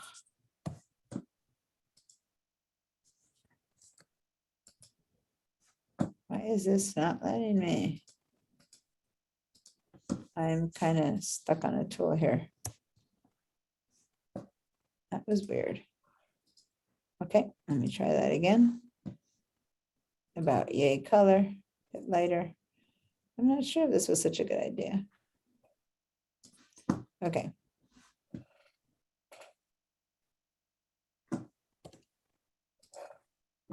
If so, and if this works, I don't know if it'll work.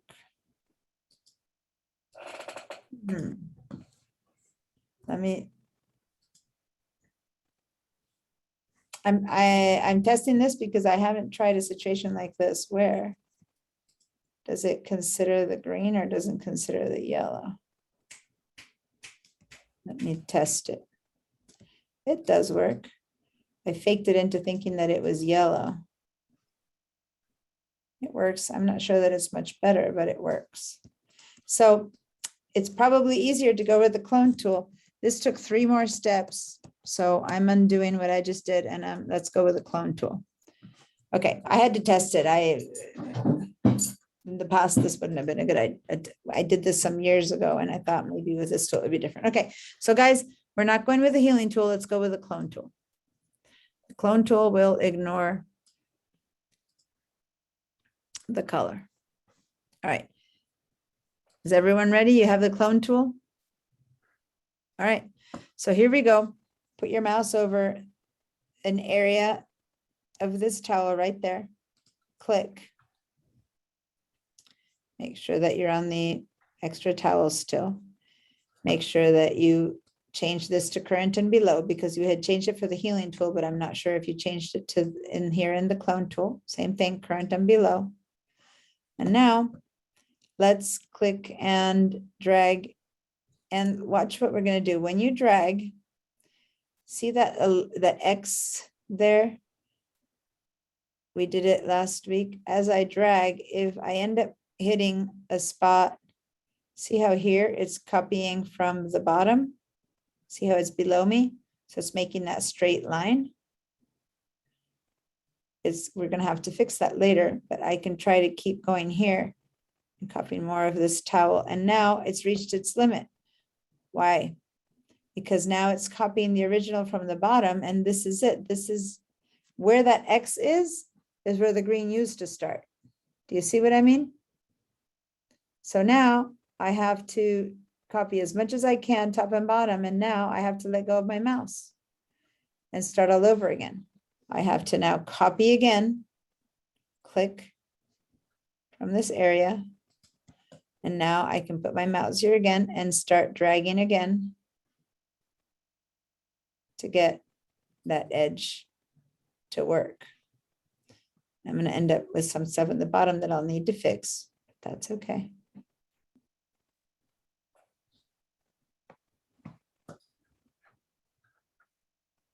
So I'm kind of getting a bit to the end here. And later, see, there's like this little knit, there's like a little line here in the towel that I've repeated 4 or 5 times. Might want to just click and do a little nip over that one here and there, so it kind of hides. And then you slowly start bringing a little bit more of this stuff that's here. I click in here to sample this edge, and I can just paint it down over here. Sample this over here, and I paint it over here. So it's gonna not be perfect, but as we said, this time we don't care if it's perfect or not, because we know we're gonna, How did you Okay. select, what's that?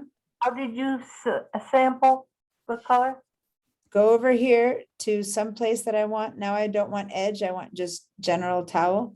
So I'm clicking over in this part of the general towel. And then I move this over here. See, I'm taking some general towel and I'm gonna just kind of drag it around and paint. This is not as simple as I'm kind of making it sound, trust me. When I click on it, it turns it green. Okay, did Green. you change tool from, you needed to change from the healing tool to the clone tool, which is this thing that looks like a stamp. Oh, I'm in the pattern stamp tool, sorry. Oh, yeah. If you click There. and hold and you have the pattern, then it stays. The pattern stamp tool is similar to the new spot healing brush, but not as good. Do you hold the option key down when you click? Just, yeah, you hold on the option to do a little click to sample. And then you let go of the option key and you start to just draw. But you have to hold the mouse button down and drag it, right? No, you do a single click now, like listen to my mouse. I'm doing click. Now I let go of my option key, let go of my mouse, and that's it. And now I'm carrying around a little bit of that. And now I'm just hovering. See, just to show you that I'm not touching my mouse. My hands are here. Now I put this wherever I want it to go and I start painting. Yeah, I'm not picking up the sample. Okay. So are you doing, look up here. Did you change this to current and below? Right there? It's Current and below. Nope, I didn't. Okay. Now I got it. Thank you. And last time when I did this, I really tried to get a real towel. See, I gave a little thing in front, a little thing in back. We're gonna skip that. We don't need to do that. As long as we get one little line in here to cover that green, the rest is gonna be blurred out. So now I know that there's more questions and more people who want help with this. So I'm going to bring this down a bit. It's not the perfect towel. It's good enough for a blurring situation. Go ahead and let me know who needs a hand and I'll kind of watch you do it and straighten you out. How are we doing? You guys want to show me? It's okay if it's horrible. Don't like say I'm not going to show it because it's horrible. Then actually it's the other way around. Please show it to me so that I can help you out.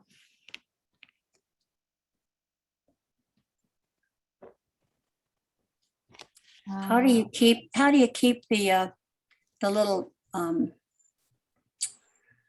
thing that follows it around far enough away so it stays in the yellow? You don't. When you begin to hit the green, you let go of your mouse, you go and you do a sample again from the beginning, and now you have much more yellow with you, right? And then you can drag again. If you want to share your screen, I can talk you through it, and that'll be like, then I can show you when to pick up your hand and when to straighten out. Okay. All right, so I have the Zoom screen. Okay. So, where are we? Okay, you have, I'm looking at that line. Can you undo what you've done up until now so I can help you from a clean, so go to your history at the top. And then just kind of back off from the clone stamping yet. Click on there and let's see how far. Okay, there you go. Now, head over to not the end. You don't want that end because that doesn't have a line. You want to go a little bit more to the left where you have a strict line, even more. Okay, there. Now hold down your Option key and do a little quick click. Okay, now let go of your fingers and let's go over. You might need to make your mouse a little bit bigger. Try to make your mouse a bit bigger. A couple of clicks on your bracket key. Yeah, okay. Now put that mouse, put it all the way on the edge of the green. Okay, and see how your orange is starting lower than your orange in the original, so move it up higher so that it kind of matches the edge. Move your mouse up like, no, I didn't mean it that way. Let go and do Command Z. And then wait a minute. Okay, I've got to get rid of my keyboard in the way. I don't have a lot of room. Okay, say Command Z so you can undo. You're clicking and you've done like 1, 2, or 3 Command Z's. Yeah, there we go. Okay, so now sample, that's the old sample. So go and get a new sample again because it's yellow. Go kind of there, click. Okay, now listen to what I'm going to say. Move that mouse over. Don't click yet. Move the mouse over to the green. Okay, and now move your mouse up a little bit more because see how you're bending the line? Okay, now move to the green. You have to have it in a place where it looks like it's normal, like kind of there, a little bit lower now. See how that little yellow still sticking out a bit lower there? That, see how it matches? There. Now click your mouse and start dragging it to the left a little bit. There you go. Now, drag, keep going up. Now stop, stop, stop. You don't want to cover the real thing. Now start dragging it down. Drag your mouse down. Yep, keep going. Just keep like dragging down. And everything that's being copied is what that arrow on the right is seeing. And that's fine. Don't let go of your mouse. Keep going. You won't get all the green. That's fine. Keep paint as much as you can. Yeah, don't go over the edge, the original edge we want to keep. Okay, and down until, yeah, on the bottom you can't go anymore, but on the left you still have a bit more. There you go. You've reached the place on the left where now you have green. See? That is okay. So now let go of your mouse. Good. Now go sample, click again at the very beginning spot again. So go a little bit further to the right. No, not at the edge. So back to the left a bit. You don't want that little curve. You want an actual line. Yeah, somewhere around there. Hold down your Option and sample again. So you guys watch what I'm telling her to do. We're basically, when you've reached the limit, now this time you'll be able to paint more because now you have all this line already it's been made. Now take your mouse all the way to where you left the line. So keep going, keep going, keep going, and a little bit more, the more you can. Okay, and now click and begin drawing again. Going down or should I And go start going left and right. You have a lot of space. And now go down left. And down, keep going. And maybe it'll make it all, makes it all the way there. Cool. So now you can, so on the right, if you don't let go of your mouse, you can see a little cross, a little plus sign. And that's what you're copying from. So keep going to the left. And as long as that is in yellow, keep going. All the yellow stuff, it will keep copying onto your yellow stuff now. So you want to do all you can of that. Yep, keep going to the left and now down. Keep going. You still have some green, some yellow there. Keep down a bit. And now to the right again. You still have all that area that you can still cover. A bit to the left again. Get down a bit, down and to the left. Down a bit, down, and now to the right. There you go, a little bit more. Okay, now you've maxed that brush out. See, you can't. Yeah, You don't have any more yellow. yeah. Why can't I go all the way down? Because now you've let go of your mouse, so I can't show you. But that there is a little plus sign that I've kept saying. Did you see the plus sign this whole time or not really? Yeah, and it was in the Plus yellow. sign was beginning. No, when it started going green, that plus sign was heading over that little green plateau over there on the far right. So it Yeah. began to copy green plateau over to the left. You know what I mean?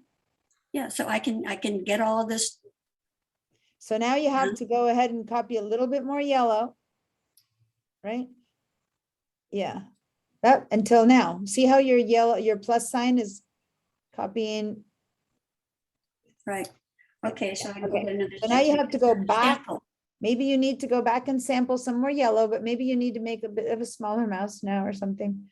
So that you can sample from the bottom, like ish area, yeah. Not, yeah, not too small, but try, don't sample the edge. You've got the edge now. No more edges. Now go and sample from, yeah, towelish, yeah, a little bit lower. There, sample that, click and sample. Okay, and now go and start painting that green stuff. There you go, and it'll work until the original plus touches green, which is about there. And maybe the bottom, no, go back to, yeah. So you kind of have to do it in little steps like that. As long as the yellow, the thing is in yellow, it'll copy yellow.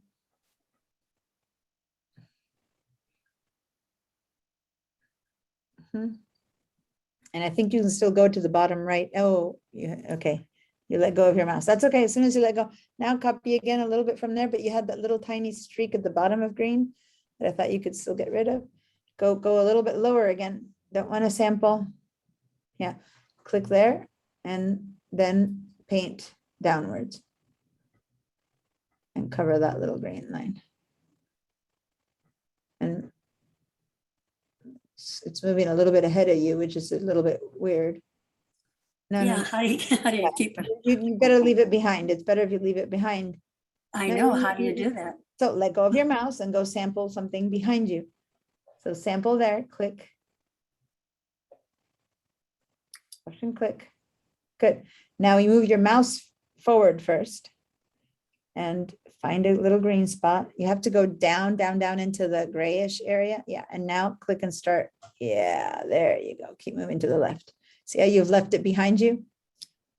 And now you can paint yellow. And that'll work until you touch the original green, and then it'll start painting green again, and then you go sample some more. Anyway, You got it. you That's got good. it. You're getting it. And now you just go back and forth. You do it enough times, then you get your towel. How's it working for everyone else? She's totally got it. She'll finish this bit. Does anyone need help with that to get a nice little towel? You got it, Peggy, Vera? I got a blurry towel. What's that? It's chunkier than yours and blurry, but it's there. That's fine. You guys, it's something that you need to practice. And even mine is a bit repetitive. I see little patterns there, but that's okay. It's, you know, as you get better at this, you practice it, you get better. But let me also tell you that you can also go up to the different options that you have here, and you can make, when color isn't an issue, right now it's not much of an issue because you have it yellow. You could go back to the healing tool now. I'm not sharing. Share. Now that you have that yellow right there on the new one, you could go back to the healing tool if necessary. And you can try, let me go back to Command Plus, go just to this area right here. And I can go over here with just the healing tool, which now will keep the color because the color is there. See how it's a little bit blurry because we had a blurry choice. When you come to the mouse, you had to choose what size you wanted, what hardness you wanted, and whatever, and that helped. Then you can go and just grab a couple of random spots. See, if you copy from here, you copy blurriness. See how it's just a different pattern? So you need to copy from an area that has more defined towel, and then just copy a couple different, just put a little bit here and there from one place, a little bit here from another, and you kind of pick up from a couple different places, and then the towel doesn't feel so flattened like you copied from the same spot, you know what I mean? So anyway, you just get a chance, and then yeah, you make your, you can make your healing brush maybe a little bit softer, but if it had been it was very, very soft, if your brush had been very soft, then your edges are always blurry and you don't get actual towel pattern, right? So then with this one, you can bring a little bit more, maybe towel pattern. Maybe forgot to tell you guys to look at the brush hardness of your clone tool, and my brush hardness of my clone tool was at 0. So then I have that fuzziness. If it had been a little bit harder, would it, instead of so fuzzy, it would have been maybe harder to get it right, but it wouldn't get so fuzzy down here. So anyway, you play with the hardness of your brush in order to get more of a pattern or not. Okay. You guys, it takes a lot of doing, finally get it until it looks good, but we don't need it to look that good. We need it to look almost good. And as long as you got it almost good, then we're good there. We're good to go. So you turn this on and off and you've gotten rid of that chunk there, then you're pretty much way better than we were to start with. All right. Everyone ready to move on? Okay, so now we've got that extra towel. We want to keep it connected, right? So just in case, so that it doesn't move, you could link these two. Because right now, if for any reason you happen to go to the move tool and click on this thing, you're basically moving this thing around, right? Which should be sitting there. All you've really done here is you've got this thing that we've just made, right? You can tell it's just sitting on top of the right thing, but you've just got a little chunk, just like you had this little guy floating, right? Now you have this little chunk of towel hiding that thing. So now we've got this hiding the original face and this hiding the original towel. Does that make sense? So now we got to try to make sure these two don't move in comparison to each other. So one way we can do that is by selecting both. So click on one, hold down Shift and select the other. Then you can right click and link layers. So now they're linked. So now if you try to move this one, you can't because the bottom one is still kind of locked. So it's not letting you move it. It's not going anywhere. See that? And we don't want that bottom layer to go anywhere. We're fine. So this now keeps that extra towel layer connected as well. Did that work for everyone? Okay.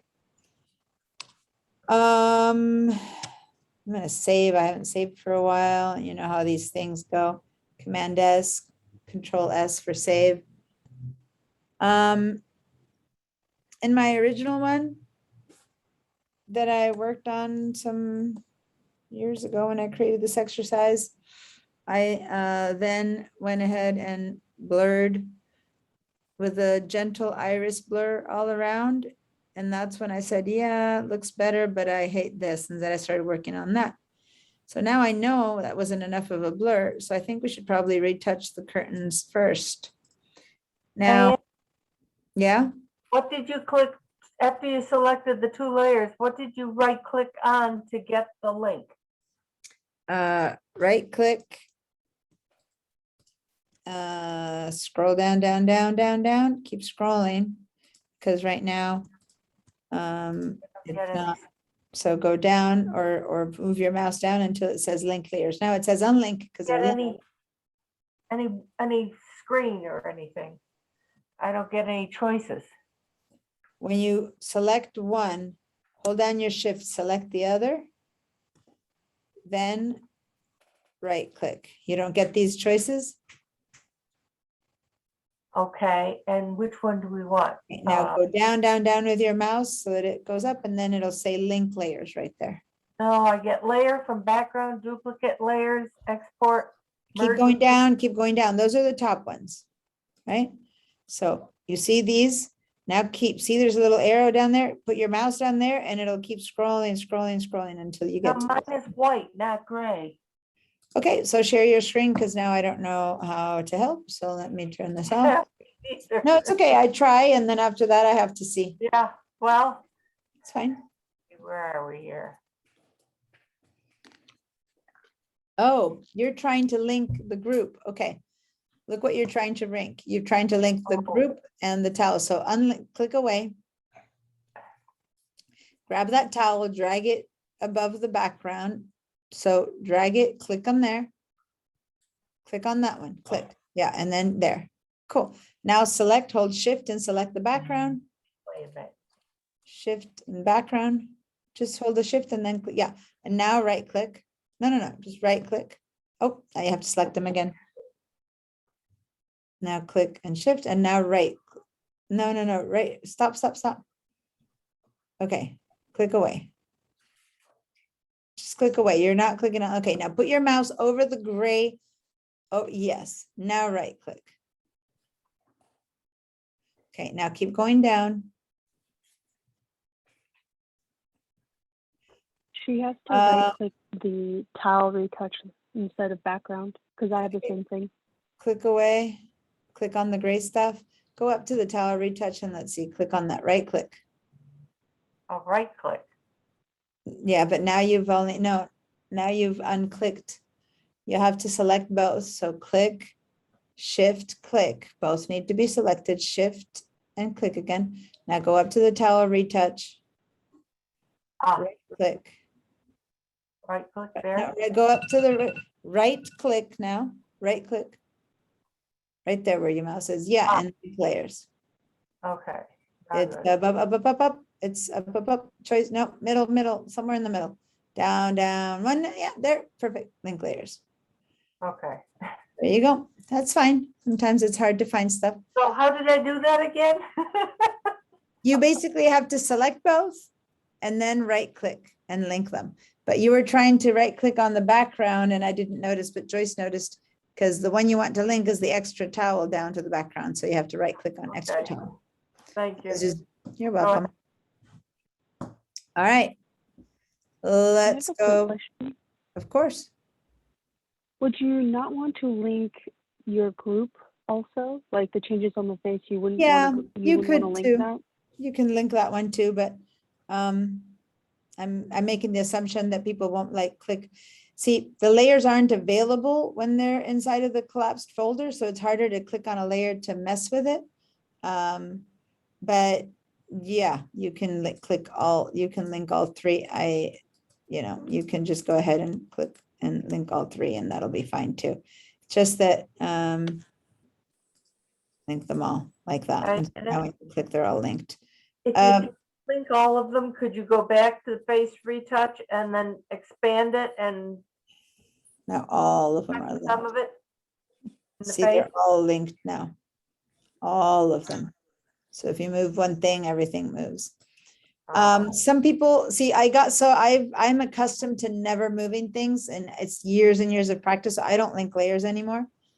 I used to link layers a lot when I began because, you make mistakes and move stuff, especially now. And this is what I hate, that this move tool is on auto select as automatic. So then anything you touch moves it. In my times of basically every time I've used Photoshop up until about a year or two ago, when this became the automatic, you had to select the layer to move it. So it was much harder to move a layer. Now that it's an auto select, it's probably better to link them all up so that they don't mess up again. So yeah, go ahead and link them until you get more careful with the movement and stuff. All right, so let's do this. Let's, I'm looking at the time. I don't think I'll have time to show you how to do this. How about you guys for homework? I'm going to show you the blurring, but for homework, how about you guys see what you can do about this? It's not easy. I showed you mine. My goal was I like this curtain. I wanted to have the whole curtain show the thing, and I didn't have time and space to do it right. You would have to copy this bit and put it again here and mask it out and just do it all. And instead, I just did a quick little heel. And with a heel, you got this, which I got here. Where did I put it? I did it there and it was already blurred and it was a bit of a mess because I did it on an already blurred curtain. So it was like, ugh. So let's see if we can do it. I'm looking at the time. Only got a few more minutes. Let's see if we can do something similar with the curtain. So go back to your background, create a new layer and call this one curtain retouch or something like that, or extra curtain. I don't know. I think I like extra curtain better than extra curtain retouch because extra curtain, just like we did extra towel. And I don't know. Not too happy with it, but let's give this a try. Let's do it again with a clone tool. I'm going to option, click in the center of this, like of this little pattern. Not in the center, but I want to fill this edge, and I'm not sure, I'm gonna click on the left side of this. And I'm gonna drag over here. But And is the extra towel layer still connected to the background, or did that get separated with the extra curtain layer coming in between? well, what They I'm were gonna linked do now before. is here. So they'll be all parallels, like they don't overlap. So I can have it above or below, it doesn't matter, because this only affects this little area and this will only affect the curtain area, so they don't overlap each other. You know what I mean? I mean, it's a great question, but they don't overlap. So it's like these will be on the same level. Let me just show you quickly. If I put, and I'm just doing a quick little blah here. This is happening here and this is happening down there. When I turn it on and off, they don't affect each other, see? So it doesn't matter if I have it below or above. Because they're, No, it wasn't a question about below or above. It was that they were linked and now they're no longer linked. the new one isn't linked. The towel, if I click on extra curtain, it's linked to nothing. If I click on Right. extra towel, it's linked to everything. Oh, it still shows it The linked. extra Okay. curtain is not. Oh, So all right. until Okay. I choose to be done with it, it's not linked, so it doesn't Okay. really matter. So I'm gonna undo all All right. that junk I did. And let me undo that bizarre thing. Okay, so I'm back to 0. Okay, so this is not gonna be so easy, because if it's soft, sorry, if the brush is soft, hard, then it'll be hard to get that edge to stay, right? So in the end, I think we should probably cut this out and it'll be much easier, but time doesn't let us cut it out. So I'm gonna give it a harder brush and see if I can do it with a pretty, like a 74% brush. And I'm gonna select this little edge right there, this little pattern that's easy to replicate. Click. And then I'm gonna try to draw it here. It's following the line. Click and drag up. See, I put a much harder brush on this time so that I can try to keep it inside of the edge of that. So now I know that I'm gonna, not so bad. Don't care about that too much. I'll click in here this time and drag it up and down. Let's get rid of that chair. Let's see. It's kind of working. Looks pretty fake, but and now I'm going to get a little bit of this line and copy it over there. So yeah, that kind of worked. Certainly worked better than before. Now over here, I can just copy more curtain or make it dark. Who cares? You know, I can just darken this thing. It's not like it's anything. Let's see. Just bring some of this dark stuff up. I'm going to blur it and you can't really see what it is. So I'm kind of creating a whole little fake background that is going to be blurred anyway. So yeah. So that kind of worked because I just put a harder brush. When I tested it the first time, I didn't have a harder brush. So there's my before and my after. It looks kind of weird, but once we cut it off a little bit and blur it, the idea is it'll be part of the background and you won't care anymore. Now it is kind of an attractive little pattern, so your eyes might go to it. Not an attractive as in pretty, but attractive as in it's a big pattern. And when you have patterns and letters, your eyes go to it. So that's a good reason to blur it later, but yeah. So who needs help with this?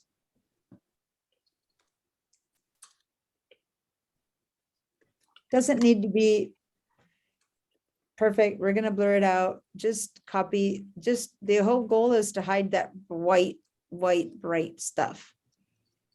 Okay. And those, maybe those shines that are there. Doesn't matter what it is. Who cares? Who knows? It could have been a piece of furniture in that room. If you don't know the room, it doesn't really matter, does it? I'm thinking that what I would probably like to do that I'm maybe not going to do is add a bit of darkness to that. So it just looks like a darker room, but I'm going to ignore it for now. Of course, we could extend this wall over it, but since it's such, this is one of the hardest, it's easier to do a pattern than it would be to do this, because this is such a soft gradated background gray that you'd never be able to continue that gradation here naturally. It would take a lot of work to make that be a plain wall. It's much easier to make it be a busy pattern and blur it. Okay, anyone need a hand before I move on? How are we doing? Doing pretty good. I saw a thumbs up there from Peggy. Thumbs up from Vera. Dorothy, how are you doing? Bonnie, thumbs up. Dorothy, is it working? Yeah, I haven't done the under the curtain yet to make it dark. Okay, but you know what? Here's the good news. What we're gonna do doesn't undo that, so it's okay. Well, no, actually the blur.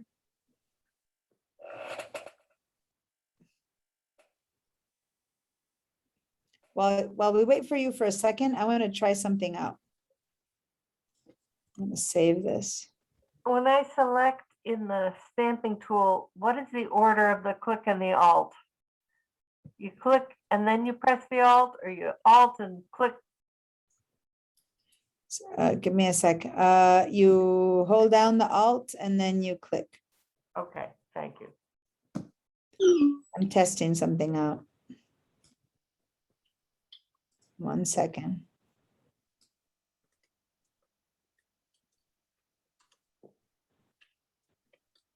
Yeah, I guess I can. Okay. I was testing something out. Let me undo this and there we go. All right, is everyone ready? It's okay if your curtain isn't perfect. You can still edit it later. The way I'm teaching you to do this is the completely editable. Everything, I'm leaving every layer editable, which might have been easier to just flatten everything to start with, but then it's never fixable. So if you don't like the curtain now, the way I'm teaching you now, you can always come back and work on the curtain much, for hours later. And that's my goal, that you guys will make it better and better. So for now, wherever your curtain is, it is. Wherever your towel is, it is. Let's move forward because class has technically been over for a minute. So let's finish this and then we'll be done. My husband wrote to me from the States, from your normal 8:30 and said, hey, you done? And I'm like, no, wait a second. It's only 12:30 for me and I have a question. So here we go. Let's select from extra curtain, hold down your shift down to background. These three. We want to blur this stuff, but we can't blur individually the curtain and the towel and the background. They need to be one thing. So what we're going to do is we're going to make them a group to start with. Click on this little thing like we did before, create a new group. Okay, with these three. Oh, we can't create a new group because the background is sorry, we have to unlock the background. So click on the background and click on this little lock to unlock it. By the way, we should probably add the extra curtain to the link. So you can shift click and then see how this one isn't linked and right click and link that one again. Link layers. So now that one's also linked. Okay. Oh, why is my Mac does not show up as plugged when it is plugged? Oh, it looks like it was unplugged. My computer is telling me it's about to give up on me. Where's the converter? Sorry. It's bad. I seem to have lost my.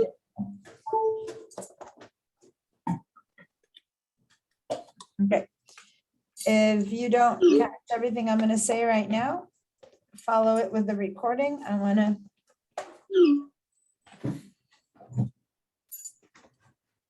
Okay. So I select all three of these, make it into a group. And if you haven't been able to make it into a group, it's because you need to unlock the bottom one and hit that and make it into a group. All right. Let's call this one background, for example. Now we want to make the filter, the blur filter is a filter. So remember what we had to do to filters to make them be editable? I'll finish this rather quickly and we can maybe begin next class to try to get the filter, the blur filter a bit better. But we need to turn it into a smart filter. So go to filter, convert for smart filters, which you can do to the entire group as one. So convert for smart filters. It'll turn it into smart object, say okay, and see how this whole turned into one thing. It looks like it's flattened, but it's not. If I double click on this, it'll be, the smart object will be editable. I'll double click on this and call it background again. Let me see, layer, so I'm not that it's there. So does everyone have this that used to be a group as one smart? Maybe we didn't need to group it. Anyway, now let's go up to filters, go to the blur gallery and say iris blur. There's so many different blurs. Let's use the iris blur for this one.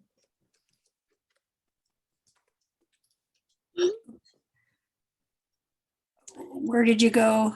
Go back. Go up to filter, blur gallery, iris blur. And we're on the background layer. Okay. Did you make it into a smart filter first? I did. Uh-huh. Okay, good. I do blur and then And just now regular blur. Blur gallery, iris blur. Oh, I don't see an iris blur. So not from blur, but blur gallery. Got it. Okay. Found it. Let go. All right. Now, there's a lot to this iris blur, but notice that it's like a big circle. I'll teach you more about that iris blur. Right now, I just kind of want to do it and move on because we need to be done. But this circle appears right plumb middle. It's not a circle, it's an oval to start with. And the center of it is the most sharp. And as it approaches the ends, it gets blurrier, right? So if the center of what we want to be in focus is the baby, this is kind of okay. We don't need to move it too much. If you want to move it, you grab it from this middle thing and you move it around. And so then whatever you hold it over is first. So maybe you want to put a little bit more up into his mouth or his nose if you want to move it up a little bit. And then over here, the slider, why is it? So I'm sliding it over like really far and see how to show you the extreme effects. See how the center is staying sharp. Then there's a fall off between these dots and the outer line. And then it's totally blurry. So between this dot and the outer line, this area is the transition. And then out there is the full blur, right? So you can move this to make these circles be closer. So now the transition, see how these get even closer? So the transition of blur is even tighter. Or you can move these out so that there's a very sharp transition between fall off and blur. So you grab one of these circles and you just move them until it's like, I'm gonna want this blur to have the whole face stay sharp, right? And then move it over. Of course, I don't want this much blur, but this helps you see the effect of the blur really, really intensely. So now I can put the whole blurry area, the whole sharp area be the baby and the whole, maybe the fall off be a little bit further off. And now I'm going to back this off again so I don't get so much blur and put as much blur as I think is good enough for the photo.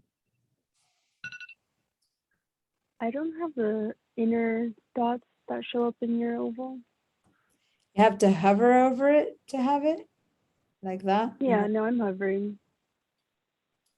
Let me, Yeah, they're just not appearing, so. okay, stop the share and show me.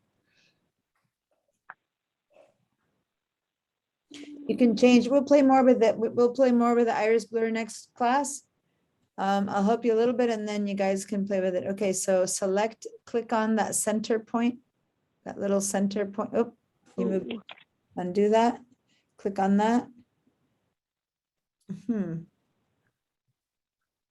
Yeah, I was checking to see if you had anything different from me, but it looks the same, so I'm not really sure. I can like Interesting. adjust the Yeah, size. but when you did that though, try that again. When you did that, I think I saw some, no, it was just. No, the- that's just the a dots. lag of It was just it's a the lag. Yeah, I of said, the oh wait, I ease, saw the yeah. white now. Yeah. Huh.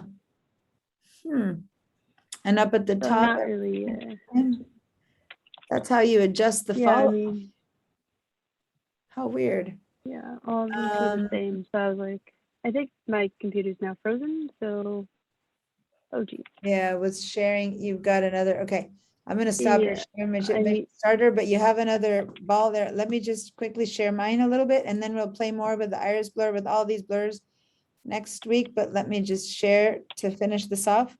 When you like select the, when you, if it works well, like mine is working, I don't know why she doesn't have those middle dots. Let me just show you something. You don't want to click outside of this circle anywhere with this pin on your hands, because if you do, you create another spot of blur and it becomes really confusing, right? So I'm going to undo that and delete that. So you want to stay on this center one to start with. There's a point for that and I'll show you later.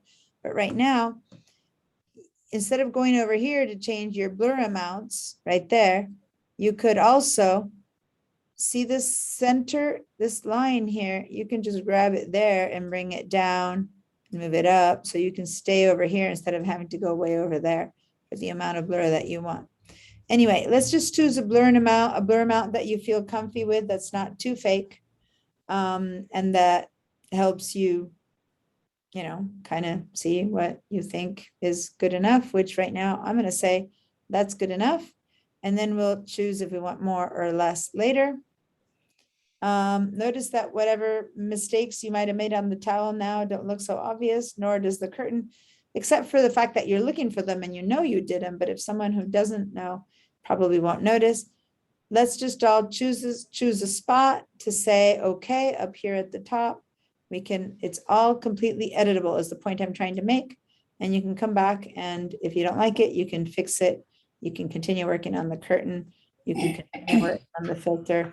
I think that this is way too, oh, now I see what's happening. I forgot that we had, see, the retouched face didn't fall into the filter, so that's why my edge is weird. We'll have to fix that next. I forgot that we had separated the face, you know what I mean? So this is sharp to the edge and the blur isn't blurring the shoulders, which is weird. See what I mean? My top thing, this is a natural fall off for the blur, but this top thing makes it be sharp because it's bigger. So we'll have to fix that, but we'll work on that next week. We don't have much further to go on this one from where we started to where we are now, but we have done a ton of it. Some of these are all here and you see them. All the under layers are hidden under a smart layer here, but this has like, you guys, we've worked on about at least 8-10 layers here. So this is a pretty complicated file. You guys are doing great. Play around with it if you want, or try to do something like this of your own, and we'll continue a little bit more with this and tackle something else next week. Next class, which next Thursday, which is, by the way, our last class. So see you guys on Thursday. I'm going to stop my share and yeah, keep sending me your challenges, your successes, and your questions. Okay. Send me some screenshots of what you've done today. Remember, I need that to make sure that you're working with the class. Okay. Right. Bye. Bye. Bye.